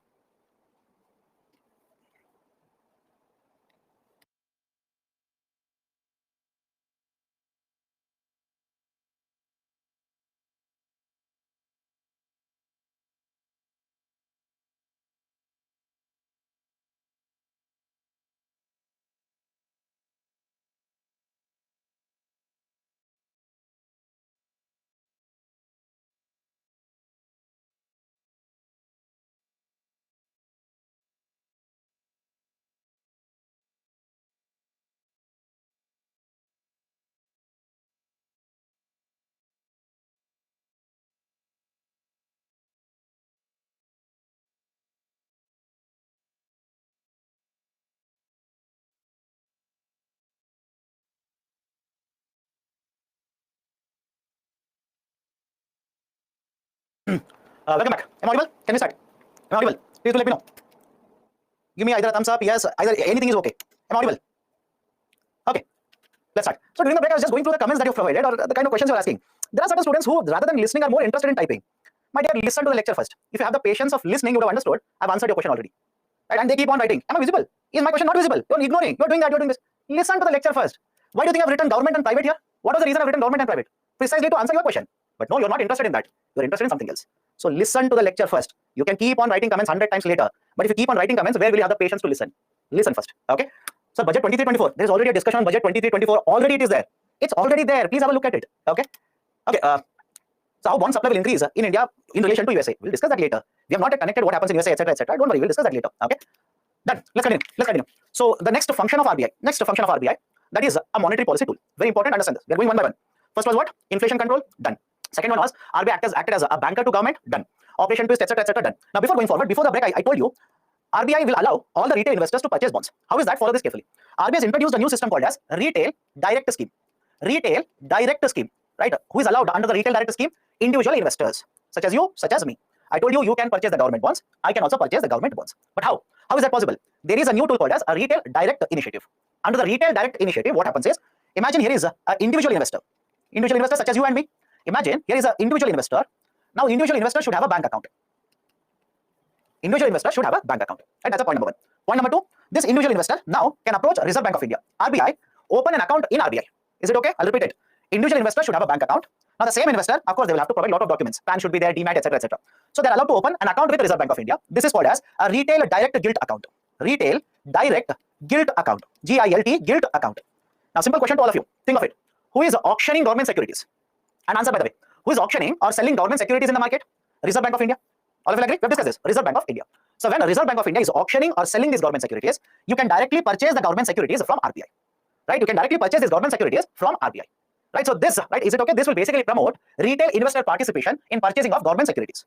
Any difficulty, please do let me know. This tool will promote retail investor participation in purchasing of government securities. Now, through this mechanism, a retail investor such as you, such as me, can purchase government securities. That is basically the initiative that has been taken by the RBI in order to promote retail investor participation. Now, one more concept here. When I say RBI will auction the government securities, RBI will auction the government securities, right? What is the portal they use? There is one website the RBI uses. Remember the name of the website. The portal name is eKuber. There is a portal. Portal means a website. Through the portal, RBI will auction the government securities. Auction means RBI says these are the government securities who want to purchase, start placing the bids for it. So the name of the portal where the G securities are auctioned, is nothing but eKuber, the system of eKuber. Right? Can be asked, please be very, very careful. Now imagine a bank has purchased G securities through eKuber. You have purchased the G securities through eKuber. Now you want to trade them. You want to sell them. Where can you sell these government bonds, government securities? Where can you sell them? There is one more portal which has been set up by RBI for this, for trading of government securities. For trading of government securities, there is one more portal. What is the portal here? The name of the portal is Negotiated Dealing System, NDS, Negotiated Dealing System Order Matching. Negotiated Dealing System Order Matching. In short, they will simply write it as NDSOM. Any difficulty, please do let me know now. Right, I'll repeat this again. As a retail investor, can you purchase G securities? Of course, yes. You can purchase G securities. But how? RBI says have a bank account. You also open a retail direct gilt account with RBI, right? With RBI. And whenever RBI will auction the G securities, you can purchase it from Reserve Bank of India. Right? This is how RBI promotes investor participation. And when I say RBI will sell these G securities or auctions these G securities, what is the system used by RBI? Where do they do this? Because many of you will think like this. RBI selling government securities means RBI governor is standing with bonds in the market, right? In some market, RBI governor is standing and he'll keep on selling it to you. Das ka bhiis, okay? Right? He'll keep on selling it to you. Absolutely no. Everything is done online now. I hope you understand. Everything is done online. There is a portal, eKuber. Auctioning of government securities is done through eKuber. And once you have these government securities, let's say bank will purchase, mutual funds will purchase, right? Insurance companies will purchase. Where are you allowed to trade these G securities? It is NDS, Negotiated Dealing System Order Matching. NDSOM. It's a name of a platform where the trading of government securities will take place. Right? Any issue with this? Can I go forward with monetary policy now? What is the purpose of gilt account? My dear, you want to purchase G securities and keep it, no? Right? You don't want to have an account where you store your G securities. Right? What is the purpose of Paytm account? What is the purpose? Have money in that. What is the purpose of bank account? Have money in that. The same way, gilt account, keep your G securities. Right? Done. Next one is monetary policy tools. Concept of monetary policy tools. Now, what is this monetary policy tools? Understand this carefully. RBI using the monetary policy tools will regulate the money supply. I repeat, RBI using monetary policy tools will regulate money supply. What do you mean by regulate money supply here? Either increase the money supply or decrease the money supply. Simple. Either increase the money supply or decrease the money supply. Now, whenever you talk about monetary policy tools, I said RBI will regulate money supply. These are also referred to as credit control tools. These are also referred to as credit control tools. Sir, why credit control tools? Using these tools, RBI will either increase the credit in the market or reduce the credit in the market. Now, these monetary policy tools are divided into two parts. One is a quantitative set of tools. Second one is called as a qualitative set of tools. I repeat, one is a quantitative set of tools. Second one is a qualitative set of tools. What's the basic idea here? Quantitative set of tools are used either to increase or decrease money supply. I'll repeat it. Understand the difference between both of them. Understand difference between both of them. The quantitative set of tools are used either to increase money supply or decrease money supply in the overall economy. What about qualitative set of tools? Under the qualitative set of tools, RBI specifically can target one sector, either increase the money supply or decrease the money supply. Is the difference okay with all of you? Let me know right now. I'll repeat it. Quantitative means in the overall economy, money supply will increase or decrease. Qualitative means RBI can specifically target one sector. It can target a specific sector, increase the money supply or decrease the money supply in this sector. Right? What tools are there? We'll have a discussion. Don't worry. What tools are there under qualitative? We'll discuss all of them. Now let me start with quantitative here. Let me start with quantitative. What is the quantitative set of tools? First one, repo and reverse repo. And please remember this, repo is the most important tool. RBI will have lot of tools. RBI will have lot of tools. Repo is the most important one. Now let's start. What do you mean by repo? Have a look at the definition here. Repo simply stands for rate of interest that is charged by RBI on the short-term loans that are given to banks. I'll repeat the definition. And by the way, it is there on the board. Please have a look at it. Repo means it is the rate of interest that is charged by RBI whenever RBI will provide short-term loans. What do you mean by short-term loans? Whenever RBI will provide loans for 7 days. Whenever RBI will provide loans for 14 days, 28 days, etc. like this. So RBI will give a loan to a bank for a short duration, and on the loan, RBI will charge a rate of interest. That is called as repo rate. Now have a look at this. Have a look at this very carefully. Here is the process which is actually followed by RBI. Step 1, step 2. Follow this carefully. Step 1, step 2. In the step 1, RBI will give money to the bank, collect a security from the bank. Remember this. RBI will give money to the bank, collect a security from the bank. Security means what? Collateral. Is it okay? RBI will provide a loan, but in return they will collect a certain security. They will collect a certain collateral from the bank. Let's say hypothetically, loan given is 100 crore rupees. Security collected is worth 100 crore rupees. This is step number 1. After 7 days, let's say 7 days the duration is over. After 7 days, RBI will basically collect the money back along with the interest. Let's say repo rate is 7%. So RBI will collect 100 crore rupees plus 7 crore rupees. Is it okay? I'll repeat it. Right? RBI will collect 100 crore rupee back plus 7 crore rupee interest and return the security or the bonds that they had collected earlier. This is how the repo rate will work. Any difficulty in this, please do let me know now. Observe it carefully. Everything is there on the slide. Observe it. Any difficulty, please do let me know now. When I'm discussing something else, don't keep on asking what is repo. Right? What is repo? You're a bank, I'm RBI. I will borrow from you. I'm sorry, you're a bank, I'm RBI. I will give a loan to you and I will collect the money back. But what is the rate of interest I will charge on it? That is called as repo rate. But what is specifically important here? What is specifically important? 2 points. One, I will collect a security from you. I will collect a collateral from you when you take a loan. And second, this is used for short duration. This tool is used for short duration, not for long duration, for short duration. 7 days, right? 14 days, 28 days, etc. That is repo rate. Now, what is collateral? My dear, collateral is nothing but security. For example, you go to a bank, you will take a housing loan. Tell me now, when you take a housing loan, will the bank collect any security from you or not? Let me know. When you go to a bank and when you borrow from the bank, will the bank collect any security from you or not? Or they'll simply give it like this. Right? You'll go to the bank, they're waiting for you, they will give you 50 lakh rupees, take it and go. Okay? So understand this, the RBI will collect a certain securities which are nothing but bonds, which is right in front of your eyes written there. Bonds are collected, G securities are collected by RBI. Okay? So have a look at this. Next one is reverse repo. Next one is reverse repo. What happens in a reverse repo? Exactly opposite. Exactly opposite. So now hold on to the question. Let me explain it first. Hold on to your question. Before explaining, don't start asking. What is reverse repo? It is a rate of interest which is charged by the banks when they give loan to RBI. I'll repeat it again. What is reverse repo? It is a rate of interest that is charged by the banks when they will give loans to RBI. Now, what is the actual process? Let me explain it to you. Imagine you're a bank. You have collected a lot of deposits. But let's say there is a recession that is happening in the market, or let's say you want to give loans, but you're concerned whether the borrowers will repay it or not. Will you keep the money simply with you? Think of it. Will you simply keep that money with you without using for any purposes? No, you should not do that. What you will do is there is one option that is available to you. You will take this deposit, keep this deposit with RBI. Is the logic okay now? Right? Because many of you will look at the definition and start bombarding me with this question. Sir, why RBI is borrowing? Why RBI is borrowing? It's not exactly that RBI borrows. It's just that banks have a lot of deposits, but rather than lending in the market, some of the deposit, they will keep it with RBI. Now, when you keep this deposit with RBI, RBI will pay a rate of interest on it. RBI will pay rate of interest on this, and that is called as a reverse repo. Any difficulty, please do let me know now. What is bank rate? I'm not gone to that. Have patience. Right? The issue with you people is you don't even see what I'm going to discuss. Is the bank rate there in the listing? Yes. Did I discuss it? No. Right? So wait, have patience. So I'll repeat the concept here again. Repo, the RBI will give loan, collect the security for short duration. And after the 7 days or 14 days is over, RBI will return the security, collect the money along with interest. So that interest is charged, that is called as repo rate. What is reverse repo rate?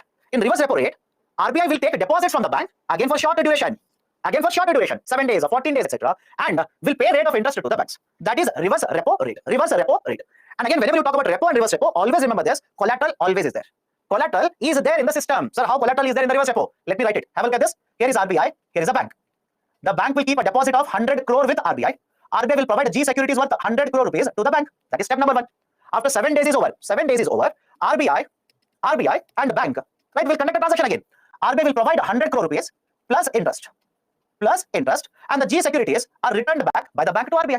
This is basically right how the reverse repo rate will work. This is how the reverse repo rate will work. Any difficulty now? Any difficulty? Right? So it is always for short duration. Collateral is there. Rate of interest is either paid by RBI or collected by RBI. If RBI collects a rate of interest, then it is repo rate. If RBI pays interest, it is reverse repo rate. Okay, so that is the basic idea of repo and reverse repo. Now let me ask you a simple question. Which rate do you think will be greater, repo or reverse repo? Think of it and let me know. Which of the two do you think, right, is greater, repo or reverse repo? You do not have to be an economist for this. It has to be repo. Some of you are saying reverse repo. How, my dear? Right? What is your calculations? I don't know. RBI will borrow money, pay more rate of interest. Don't you think RBI will incur losses there itself? Think of it, no? Think of it. Right? I can tell you it's very simple. Repo is greater than reverse repo. But why? You should know that. Right? If RBI will pay more rate of interest, don't you think RBI will incur losses there itself? Right? For example, imagine this. Right? Will you do this? Let me know. You go to a bank. You will keep a fixed deposit with the bank. How much rate of interest they will give you? 6%, 6%, 7%, etc. From the same bank where you have kept a fixed deposit. Imagine you will take a loan. Do you think bank will charge you 5% rate of interest on it? If yes, let me know. I want to take a loan from such bank. They will charge you more than 6%. They will charge you 7%, 8%, 9% like this. So why? Right? Apply common sense. If bank will pay more rate of interest compared to what they are collecting, will they not incur losses, my dear? Will they not incur losses? Right? So that's a basic logic here. So repo rate has to be greater than reverse repo. Repo rate has to be greater than reverse repo. Okay? Then let me go to the next here now. There's a new tool which has been introduced, standing deposit facility. Before you start jumping up and down and say both are one and the same, follow the discussion first. What is a standing deposit facility? It is the rate of interest charged by the banks when they provide short-term loans to RBI.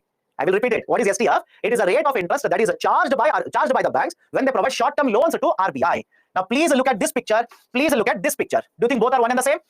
Let me know. Please look at this picture and please look at this picture. Do you think both are one and the same? If you say both are one and the same, please go to right hospital first.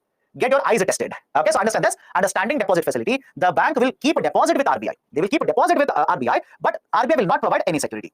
No collateral, no security will be provided. Point number one. Point number two. Sir, why? Why it was introduced? If there is reverse repo rate, why do we need standing deposit facility? Imagine a situation where all the banks will take deposits worth, let's say, 100 crore rupees, go to RBI. They want to keep it with RBI under reverse repo rate. RBI cannot say no. Okay, understand this. All the banks have taken 100 crore rupees to RBI. They want to keep it under reverse repo rate. Now, what if RBI does not have G securities? Tell me. What if RBI does not have G securities? Or if they have G securities, but they are only worth 50 crore rupees? Don't you think the reverse repo rate will become useless? Is my logic okay with all of you?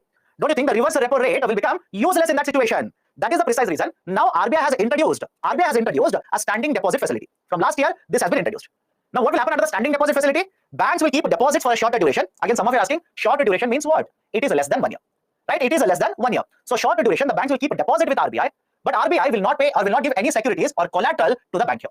Right? That is point number two. Point number three, you think of it and I need a very nice correct answer from you. On one side, you're keeping deposit, you'll get security, reverse repo rate. On the other side, you're keeping deposit, you are not getting any security. You tell me, will you demand a higher rate of interest under the STF or lower rate of interest? It's a basic application of knowledge. Basic application. On one side, you'll get securities. On the other side, you'll not get securities. So will you demand higher rate of interest or not? Of course, yes, you will demand higher rate of interest. Right? You should demand higher rate of interest. I don't know. Some of the people do not think correctly. Right? Focus. You should demand higher rate of interest. Why are you not taking a higher risk here? If you're not collecting any collateral, are you not taking a higher risk by keeping deposit with RBI? Of course, yes. Risk is higher, so you should demand higher rate of interest. Now, can I write it like this? Follow the sequence. At the top, right now, at the top is repo. At the top is a repo. And below that, there was a reverse repo. And can I write STF between repo and reverse? That is, STF is greater than reverse, but lower than repo. Any difficulty with this? STF is greater than the reverse, but lower than repo. This is point number three. Point number four. You're a bank. You will get higher rate of interest under STF. Now, you tell me, will you keep your deposits under reverse repo rate or STF? Right? It's a very simple idea. You have a higher rate of interest under STF compared to reverse. Will you keep more deposits under STF or you continue to prefer reverse? You will keep your deposits under STF. You keep your deposits under STF. Now, can I simply say that with introduction of STF, reverse repo rate has become useless? Is it okay? With introduction of STF, reverse repo rate has become useless. I don't want to name the students, but some of you are basically confused with everything. Right? Why? You're asking me why? Why, sir? You're a bank, you want to get more rate of interest or less rate of interest? Right? Think of it. Right? Think of it. You want to get more rate of interest or less rate of interest? Now, at least apply the basic idea. You want to get more or less? Of course, more. Which one will give you more rate of interest? Is it STF or reverse repo rate? Right? Have a look at this. Is it STF or reverse? It is STF. Then why will you keep under reverse repo rate? Does it make any sense to you? If it makes sense, let me know what is the sense that you're trying to make out of this. Because this is, sir, for security, I'll keep it under reverse. My dear, you're keeping your deposits with RBI. Where do you think it is more secure or less secure? Think of it. You're keeping your money with the Reserve Bank of India. RBI, Reserve Bank of India. Don't you think already by default you have very, very high confidence on RBI? Right? Be very careful. Be very careful. Reverse repo rate has become useless now. That's the reason. Reverse repo rate has become useless. Okay? So repo, STF, and reverse repo. Any difficulty so far? Can I go to the next one now? Can I go to the next point? Next point is, think of it. You are introducing a new function in RBI. Is it okay? You are introducing a new function to RBI. You will have to amend RBI Act. Understand this. You'll have to amend RBI Act. Any problem with this? You are giving a new function to RBI. Government is asking RBI to introduce a new function. That is STF. You are going to amend RBI Act first. Why? Please go back to the basics now. Whatever function is done by RBI, from where will they derive the powers? From where will they derive the powers? They will derive the powers from RBI Act. So if you are going to ask RBI to do one more function, you will have to first amend RBI Act of 1934. So Government of India, back in 2018, amended RBI Act, introduced an amendment to RBI Act, and then we have introduced standing deposit facility. And the last point regarding STF, it is a recommendation. It is a recommendation of Urjit Patel Committee. It is a recommendation of Urjit Patel Committee 2040. Done? Right? So basically, this is the standing deposit facility. What is the benefit for RBI under STF? After the whole story is over, your question is, what is the benefit of RBI? Why do you think we have introduced STF in addition to reverse repo rate? Right? What do you think we have introduced? Did I not tell you the whole story? But even then, sir, what is the benefit? I said RBI may or may not have G securities, sufficient G securities. Then the reverse repo rate will become useless. They cannot accept deposits under reverse repo rate. Right? So what we have done is, we have introduced one more tool, STF, where G securities are not anymore required. So the burden on RBI to maintain G securities all the time will not be there. Okay? Done. Let me go to the next one now. Bank rate. Okay? Right? Let's focus on the next tool, bank rate. Now, before I start, just to make one observation. Just observe. Look at this picture. Look at this picture. That is this one. Do you think both are one and the same? Let me know. Look at this picture and look at this picture and tell me both are one and the same. Right? Two of you are saying yes. Right? Two of you are saying yes. Or a third person also joined now. No, both are not the same picture. What is missing is collateral again. What missing is collateral again. And this tool is called as a bank rate. What is bank rate? The bank rate is the rate of interest charged by Reserve Bank of India when they will provide loans to the banks. I'll repeat it again. What is a bank rate? Bank rate is that rate of interest where RBI will provide loans to the banks and charge a rate of interest on it. But here there is no collateral, there is no G securities. There is no collateral, there is no G securities. That is basically the idea of a bank rate. Now is the logic okay? Bank rate is different, repo rate is different. Now let me go to the next point. Think of it again and answer. Imagine your RBI. Imagine your RBI. Under one example, you are giving loan, you are collecting security. Done? In one more example, you are giving loan and not collecting security. Now tell me, in the second case, the rate of interest will be higher or lower than the first case. Apply basic sense, you will understand it. Right? In the second case, where you have given loan but without any collateral, will you charge a higher or lower rate of interest? You should charge a higher rate of interest. Now, that's the reason bank rate will be higher than repo rate. Done? Bank rate will be higher than repo rate. Any difficulty in understanding all of this? Sir, why bank rate is greater? Why repo rate is lower? Right? Why STF is lower than the repo rate, etc., etc. So these are the basic ideas. Okay? Bank rate is again a rate of interest which is charged by RBI when they will provide loans to the banks. Right? They will provide loans, so they will charge a rate of interest. Right? That rate is called as a bank rate. Okay? So that is the basic idea of a bank rate being higher than repo rate being higher than STF. STF is higher than reverse repo rate. STF is higher than reverse repo rate. Sir, under the bank rate, is it for short term or long term? Term is not determined here. Generally, term is not determined. RBI can give it. Okay, the term is not determined in the context of bank rate. Although many of the books have said short term, RBI document doesn't use the term short term here. RBI doesn't determine the term. RBI will provide a loan and charge a rate of interest on it. Okay, now next point is important. Next point is important. Repo rate, I said, is the most important policy tool. It is the most important policy tool. Now, in the coming days, the next couple of days, that is in the month of April, you'll see RBI governor making an announcement. And all the expectation says that RBI might increase repo rate. I'll repeat it again. Again, I also don't know whether it's going to happen or not. But think of it. In the month of April, the monetary policy announcement is going to happen. The expectation, and there's a reason for this. What is the inflation rate for month of January and February? Was more than 6% or not? 6.5%, 6.4%. So what is the option for RBI now? Either it has to hold the interest rate or increase the interest rate. So let's say hypothetically, RBI increases interest rates. That is, RBI increases repo rate. Now look at the next point carefully. RBI, whenever they change the repo rate, automatically, all the other rates will get adjusted. I will repeat the statement here. If RBI changes the repo rate, automatically all the other rates will increase or decrease as per the change done. So what do you mean by this? I'll give a very simple example. Imagine repo rate is 5%. Bank rate will be, let's say, 5.5%. What about STF? 4.5%. 4.5%, and reverse repo rate will be somewhere around 4.25% or 4.35%. Don't worry. Now let's say RBI will increase the repo rate from 5% to 5.5%. RBI has increased the repo rate from 5% to 5.5%. What will happen to bank rate? Bank rate automatically will increase to 6%. Bank rate automatically will get adjusted to 6%. SDF will automatically get adjusted to 5%. And reverse repo rate will automatically get adjusted to 4.75%. Is the logic okay with all of you? Right? Why is this getting automatically adjusted? Because RBI says, this is the policy tool for me. This is the policy tool. And I will make changes in the repo. And because I'm making changes in the repo, automatically all the other tools will get adjusted. Automatically all of them will get adjusted. Now let me ask you one more question. Think of it and answer. And remember, RBI uses repo rate as the most important policy tool. Now if I say that RBI will increase STF, right? I'm giving you one statement. RBI has announced a hike in the STF. Do you think all the other rates will get automatically adjusted? Think of it and answer. I'm saying RBI has increased the STF rate. Do you think all the other rates will get automatically adjusted? No, it will not happen. Why? STF is not a policy tool. It is not the main tool for RBI. It is the repo rate. So when repo rate is changed, automatically all the other tools will change. But when STF will change, nothing, only STF will change. Is it okay? Is it okay with all of you? And can RBI change only STF? Right, think of it. Can RBI change only STF? Of course, yes. Sir, where can RBI change STF? If inflation rate is very high, in order to reduce the money supply, can RBI change only STF? Is it okay? Can RBI change only STF in order to reduce the money supply in the economy? Of course, yes, they can do that. Right? Bank has, let's say, 100 crore rather than lending in the market because STF has increased. Now banks will keep more deposit with RBI, which means money supply automatically will go down. Liquidity will go down. Right? That is very, very important. Please remember this. If bank rate is changed, then only bank rate will change. If reverse repo rate is changed, only reverse repo rate will change. But if repo rate is changed, all the other tools automatically will get adjusted. Done. That is the concept of bank rate, repo rate, reverse repo rate, STF. Now there is one more tool. I hope you understand. There is one more tool now.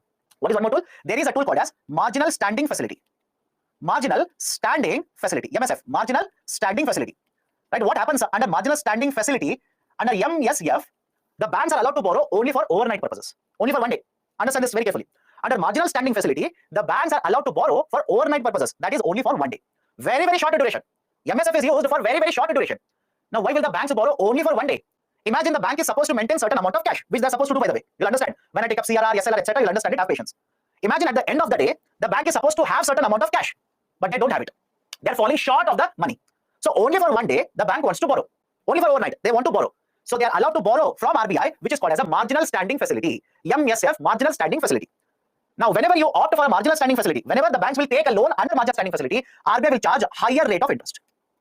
Higher rate of interest. And there is a very good reason for it.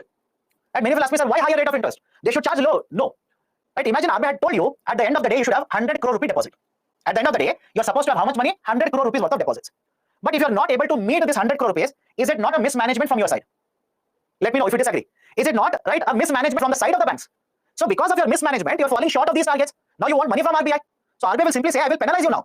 I will impose a penalty on you people because despite having the guidelines, you're not following the guidelines. So what RBI does is, it will charge a rate of interest that is higher than repo rate. I'll repeat it. Right? Because of the mismanagement of the banks are not able to meet these numbers. RBI will give a loan for short duration, that is under the MSF for one day. But RBI will penalize the bank by charging higher than repo rate. Is it okay? Higher than repo rate. So process is very clear. I'll repeat it. Follow this. Under MSF, banks will borrow for only one day, overnight, one day.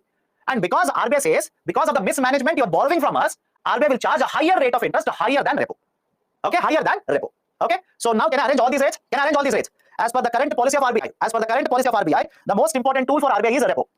Most important tool is repo. Below repo, that is rate of interest wise. Below repo, we have STF. Below STF, we have reverse repo. We have reverse repo. And higher than repo, there are two tools again. The rate of interest, higher than repo, there are two tools. One is marginal standing facility, and the other one is a bank rate. Another one is bank rate. Now, please remember this. Whatever is the bank rate, same rate of interest is also marginal standing facility.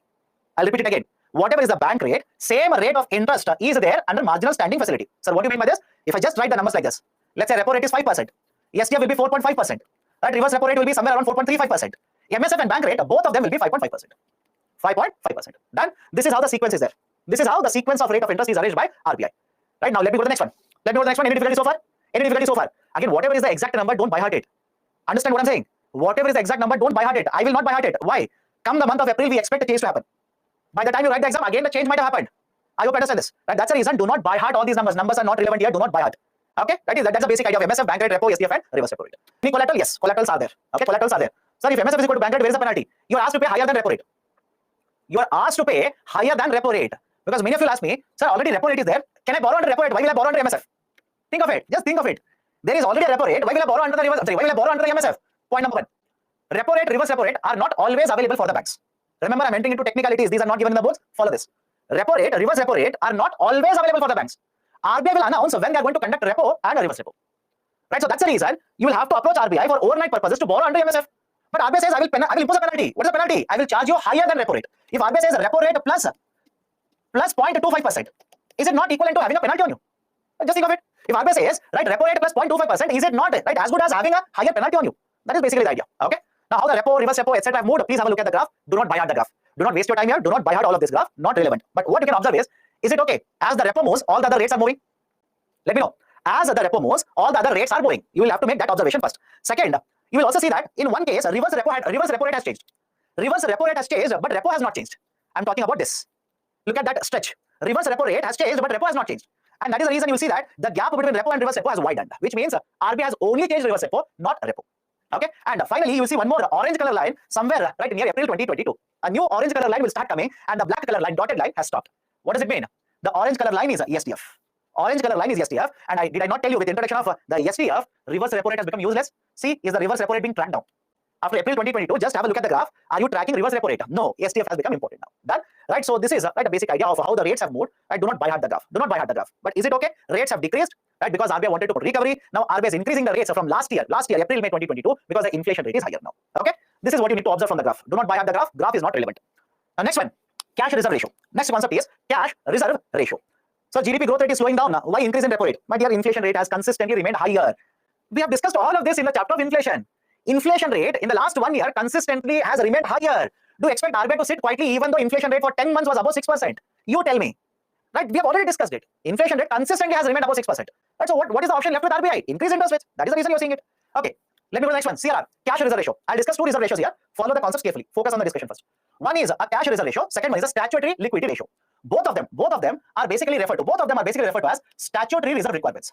Statutory reserve requirements. Right? Why statutory reserve requirements? Banks will have to follow them. Banks will have to follow both of these reserve requirements. So one is CRR, long form is given here, and the other one is SLR. I'll cover it in the next slide. Let me start with CRR. But before explaining CRR, I'll introduce one more concept to you, the idea of asset and liability for a bank. Focus on this discussion now. The concept of asset and liability for a bank. What is an asset? Anything that will get returns to you is called as an asset. Any difficulty? Right? Please, right now raise that out. I'll finish banking, then you'll ask me what is asset. Asset means what? Anything that will get returns to you is called as asset.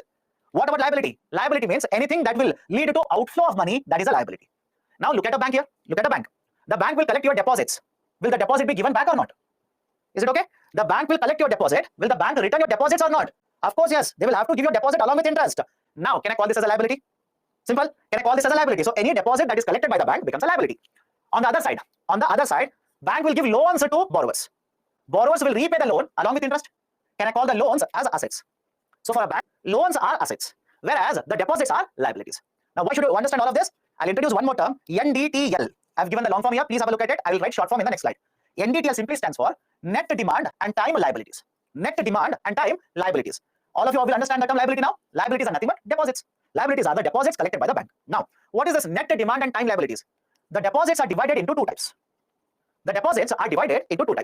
One type of a deposit which is kept for specific time period. One type of deposit kept for specific time period. That is a specific number of days. Example, fixed deposit. Any difficulty here? Fixed deposit. When you keep an FD, are you not keeping that money for a specific number of days with a bank? Right? Let's say 555 days, 2 years. Right? Let's say 75 days, specific time period, you're keeping that with the bank. So it is one type of a deposit. Another deposit is a deposit where whenever the customer wants, they can withdraw the money. That is, whenever there is a demand for money, the customers are allowed to withdraw the money from the deposits. Example, savings bank account. Any difficulty, let me know right now. Savings bank account. For example, you have a savings bank account in a bank. Can you withdraw the money whenever you want? Can you withdraw the money? Right, so what if the bank is closed? My dear, go to ATM then. Go to ATM and withdraw the money. Right, who's stopping you? You don't even have to go to ATM. Can you write a check on this? Right, can you write a check and give it to, right, let's say somebody else in the market, of course, yes. So whenever the demand arises, you can withdraw the money. And, right, you will keep the money for a specific number of, right, days or specific time period with the bank. Now the first one is called as a time deposit. First one is referred to as time deposit. Second one is referred to as demand deposit. I'm pretty sure all of you understand why they're using the term time and demand. Right, first one is an example or is basically an explanation of time deposit. Second one is an explanation of a demand deposit. Now, get the sum total of both of them. This is NDTL. Get the sum total of both of them. This will come under NDTL. Now, many of you are doing permutation combination. Right? Sir, where will the current account fall? You tell me what is the feature of a current account? Right? Before asking the questions, just think once. Where does the current account fall? What is the feature of a current account? Are you going to keep the money in the current account for a specific time period? Then you do not know the feature. You simply do not know the feature then. Right? So in a current account, you can deposit money whenever, right? Whenever you want, you can withdraw the money. Okay, so argument is you will deposit and withdraw whenever you want. Is it not a demand deposit? Right? I hope you understand.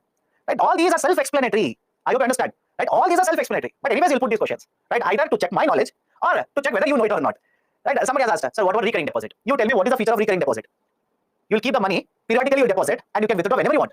Then you do not know the feature of recurring deposit. It's a type of a term deposit. That's a time deposit. Okay. So get the summation of this. This is called as net demand and time liabilities. Then this is referred to as net demand and time liabilities. Now come back to the slide here. What is a cash reserve ratio? What is cash reserve ratio? It is the percentage of NDTL. That the banks will have to keep with RBI. I'll repeat it. Definition is there in the slide itself. It is a percentage of NDTL that the banks will have to keep with RBI. What does it mean? Imagine you will collect 100 crore rupees in the form of deposits. Either demand or time, doesn't matter. You have collected 100 crore rupee worth of deposits, and let's say CRR is 4%. What does it mean? You'll have to take 4 crore rupees, deposit this 4 crore with Reserve Bank of India. That is what I've given in the picture here. And this is called as a cash reserve ratio. So why does RBI do this? Why does RBI in the first place have statutory reserve requirements? Why? Follow this carefully. Imagine you are a depositor, customer. I'm a bank. You'll keep the deposit with me. Now if I use all the deposit and give a loan, don't you think there is a lot of risk in the system? In fact, I've explained this. In the beginning of the class, right? In the beginning of the class, I've explained this fractional reserve system, right? I told you there is a reserve requirement. I was talking about this reserve requirement itself. So argument is, if there is no condition, I will take all the money, I will give the loan. What if they run away? Your 100 crore rupees, dub gaya, right? Lost. So there is a problem. That's the reason RBI has statutory reserve requirements. Okay, so first one is CRR, cash reserve ratio. Next point. Right now the cash reserve ratio is 4%. Right now CRR is 4%. RBI doesn't tinker with this. RBI doesn't change CRR very often. RBI changes repo rate very often. But please understand the next point. How much is the level? Right? How much level is allowed by RBI to be kept in the form of CRR? RBI will fix CRR generally in the range of 3% to 15%. Okay, RBI will fix CRR generally in the range of 3% to 15%. In this range itself, RBI will fix CRR. Then these are the points regarding CRR. Can I go to the next now? Can I go to the next one? Right, CRR, these are the points. And I forgot to tell you one more point. Right, I forgot to tell you one more point. Whatever bank deposits you will keep with RBI, that is under CRR. Whatever bank deposits you will keep, RBI will not pay any interest on it. Please remember this. RBI will not pay any interest on this. Remember this. RBI doesn't pay any interest on it. Right, so these are certain very important points regarding CRR. Is there any legal backing for CRR? Right, is it obligation for all the banks? Yes. Right, yes, it is an obligation for all the banks. They will have to maintain it. Now, many of you ask me, sir, what if a bank doesn't do it? RBI will penalize you. I'll come to that also. RBI will penalize you. Okay. CRR and FR. What is FR? I don't know. What is FRS? I don't know. Please let me know what is FRS. Okay. Now let me ask you a simple question. Let me ask you a very simple question. Can RBI reduce the CRR to promote growth? Right? Can RBI reduce the CRR to promote growth? Of course, yes. Can RBI increase? Are 3 people today? 4. Right? 4 are saying no. Again, I'm not saying RBI will do it. I'm saying can RBI reduce CRR to promote growth? Answer is yes, my dear. Answer is yes. Right? So how? Right? It's not possible. How is that possible? Let me show it to you. Imagine CRR right now is 10%. Imagine CRR right now is 10%. Which means you have collected deposit worth 100 crore. Out of 100 crore, you'll have to keep 10 crore with RBI. 10 crore with RBI. You are left with how much money? 90 crore rupees to lend. What if RBI reduces this from 10% to 2%? Think of it. Right? If RBI reduces it from 10% to 2%, will you not have more money to lend in the market? Right? Will you not have more money to lend in the market? Of course, yes. If more money is there to lend, will the interest rates come down? Yes. Will it promote growth? The answer is yes. Okay. So CRR can be used. I'm not saying it is being used. It can be used by RBI. Next one is SLR, statutory liquidity ratio. Right? SLR, statutory liquidity ratio. Now NDTL I've already discussed. Concept of NDTL, I'm done with that. I'll directly use NDTL now. What is SLR? It is a percentage of NDTL that the banks will have to keep with themselves. I'll repeat the statement here. What is SLR? It is a percentage, right? It is a percentage of NDTL that the banks will have to keep with themselves. Right? What is the meaning of it? Let's take a simple example. Imagine SLR is 20%. In fact, it is somewhere around 19% now. But let's say imagine SLR is 20%. So you have collected deposits worth 100 crore rupees. You have collected deposits worth 100 crore rupees. If SLR is 20%, what does it mean? Out of 100 crore, 20 crore rupees you'll have to keep with yourself. That is, the bank has to keep with itself. It has to keep with itself. They are not allowed to use it for loans. Remaining 80 crore rupees, you can use it for loans. But even here also, there is CRR. What if CRR is 5%? Understand this. What if CRR is 5%? So bank will keep 20 crore rupees with itself. They will take 5 crore rupees, give it to RBI, and remaining 75 crore rupees, now the bank has, right, or the bank can use to provide loans. Right, so the argument is simple here. RBI will use the statutory reserve requirements. Yes, statutory reserve requirements. One, in order to protect the interest of depositors. Otherwise, what the banks will do, they will use all the money to lend in the market, taking very high amount of risk. And second, RBI will also use the statutory reserve requirements basically in order to either increase or reduce credit in the market. Either increase, right, or decrease the amount of loans given by the banks in the market. Right? Is it visible to all of you? Is it pretty much right clear to all of you? Because what if CRR and SLR, which is 25% here, what if it is increased to 40%? What if it is increased to 40%? Tell me, the loans issued by the bank, will it go down or go up? It will go down. What if rather than 25%, both of them, what if 25% it will be reduced to 10%, both of them?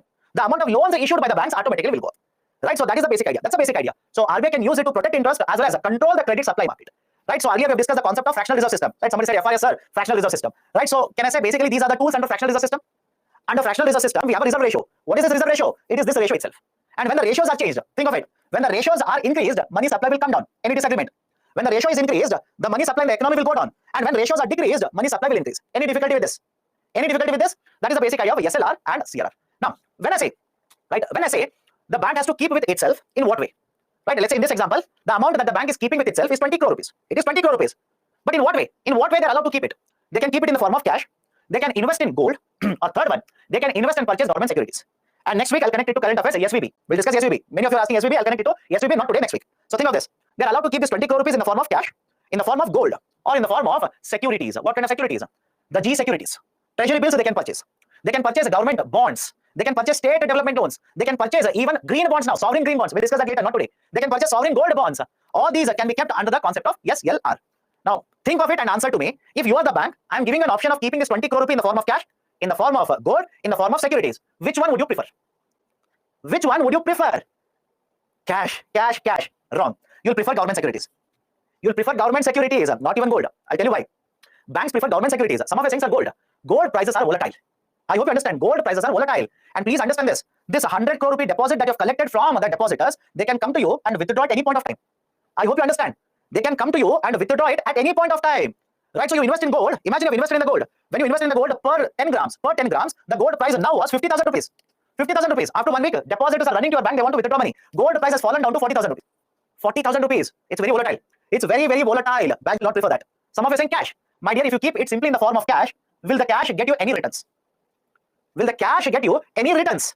You have taken 100 crore, let's say 20 crores you have taken, you'll keep it just like that. Will you get any returns on it? No, you will not get any returns on it. But focus on securities. Focus on securities. These are issued by the government. These are issued by the government. And please trust me when I say this. Banks in India, unlike Western banks, some of you will compare it with Western banks and say, sir, same thing will happen here. Absolutely no. Banks in India are structured different compared to Western banks. I'll prove it next week. Next class, I'll prove it. Have patience. So banks in India, imagine you are the bank, you have taken the 20 crore rupees, have invested in the government securities. Don't you think it is a much, much safer investment? Right? Don't you think it is a much, much safer investment? Point one. And second, you'll also earn interest on it. You'll also get interest on it. That is the precise reason. Remember this. That's the precise reason. Even though options are there, banks will prefer securities. Banks will simply prefer G securities. Okay? Right? This is basically the idea of a statutory liquidity ratio. So we have covered repo, reverse repo, standing deposit facility, bank rate, marginal standing facility, statutory liquidity ratio, and cash reserve ratio. Finally, is it okay if I say this now? Having discussed all of these tools will be either used to overall increase the money supply or decrease the money supply in the economy. Let me know. Right? We have discussed around 6 to 7 tools. Repo, reverse repo, STF, marginal standing facility, bank rate, CRR, SLR, 7 tools. Can I simply say that using any of these tools or more than one of these tools, RBI can either increase the money or decrease the money in the overall economy, in the full economy? Right? Is there any tool within this 7? Let me know now. Is there any tool within this 7 wherein you can specifically target agriculture sector? Let me know. Any of these 7 tools. Can you specifically target agriculture sector? Right? 1%, 2% now say yes. How? You tell me that. Which tool are you looking at? Which tool are you looking at and you're saying, sir, we can target agriculture sector. So repo, my dear, if repo rate is increased, overall money supply will go down. How do you say specifically agriculture sector? I hope you understand. Right? Specifically, you cannot target. You cannot target. That's the reason I'm asking you. Right? Overall money supply in the economy will increase. Overall money supply decrease. That's it. But later, that is, let's say next week, in the next class, I'll take one more set of tools. Qualitative set of tools. Right? That was the next concept. Qualitative set of tools. I'll discuss this. Example, PSL. Priority sector lending. Priority sector lending. Under priority sector lending, you can specifically target agriculture sector. You can specifically target export loans. You can target housing loans. So what is going to happen in the next set of tools? We can target the sectors. Either we can increase the money supply, decrease the money supply in these sectors. Done? So that is the discussion regarding quantitative set of tools. Quantitative. Tomorrow, again, not tomorrow, next week, Monday, I'll start with the concept of qualitative, which are specifically targeted to sectors. Done? Now, any questions you people have, start asking. Does RBI pay interest on SLR? My dear, you tell me. Under SLR, you have invested in the government securities. Do you think RBI will pay interest to you on government securities? You tell me. Right? No, it will not give you. Why? Government securities, government will pay it. Why will RBI pay it? Why will people deposit their securities in the bank? In what context are you asking? I'm not saying people will deposit their securities. You will give money to bank. Bank will use that money, part of it, to purchase the government securities. That is the idea of the SLR. Confusion with bank rate and repo rate. My goodness. This is bank rate. Look at the picture. At least look at the picture. This is repo rate. Both the pictures are one and the same. I hope you understand. Right? There should not be any confusion because you're not even observing pictures now. Forget about everything else. You're not even observing pictures. So both bank rate and repo rate, both of them look similar. How? You tell me. Right? In bank rate, there is no collateral. In repo rate, there is a collateral. How both are one and the same? Right? So understand that. Right? Just to make it easier, I've drawn the pictures. Even you have doubts in pictures now. Okay. Now, how declining yield rate of a bond decreases overall rates. Okay. So have a look at this. This is a government bond. 10-year government bond. You invest 100 rupee in this government bond. The government bond will give you a returns of 5%. But rather than investing 100 rupees, that is a face value. You have invested 110 rupees. You have invested 110 rupees. Market has gone up. Do you think government will give you returns based on the market prices? Do you think government will give you returns on market prices? No. Government will give you returns on the value of the bond, face value. What is the face value? 100. You have invested 110. You will still get 5 rupees. So if the yield rate on government securities will fall, if it will fall, imagine I'm a private sector company. Will I offer more returns to you? Think of it, no. At least apply common knowledge. If the yield rate on government securities will fall, let's say it is 4% now, do you think private sector company will offer 12% interest rate to you? How does that make sense to you? You tell me. They will never offer it. Why? You are basically getting 4% in one security. Why will they give you 12%? They will give you 4.5%. So don't you think, right, overall interest rates in the market will come down? Okay. Is this the time to apply operation twist to improve economic growth? No, not required. Operation twist is not required now. Right? Again, please understand, economic growth will improve. Don't worry about, let's say, 1 or 2 quarters. Economic growth will improve. Economic survey itself has said we'll achieve more than 6% growth rate. IMF also says we are going to achieve very good growth rate. It will happen. Have patience. Right? Have patience. Don't worry about what is going to happen in 1 or 2 quarters. Because of certain external as well as internal events, growth will be affected. But that is not a structural problem in India. It will recover. Don't worry. Okay. Indirect monetization simply means, I'll repeat it, indirect monetization means RBI will auction the government securities, collect the money, give it to government. That's it. RBI will auction government securities, collect the money and give it to government. That is the concept of indirect monetization. Okay, done. So let's start the discussion today. Next class, right? Next class, I believe today's Friday, so Monday. Next class, Monday. Let's start with the discussion on qualitative set of tools. Okay, so let's pick it up from qualitative set of tools on Monday, 6 a.m. So take care. See you on Monday. Have a great weekend.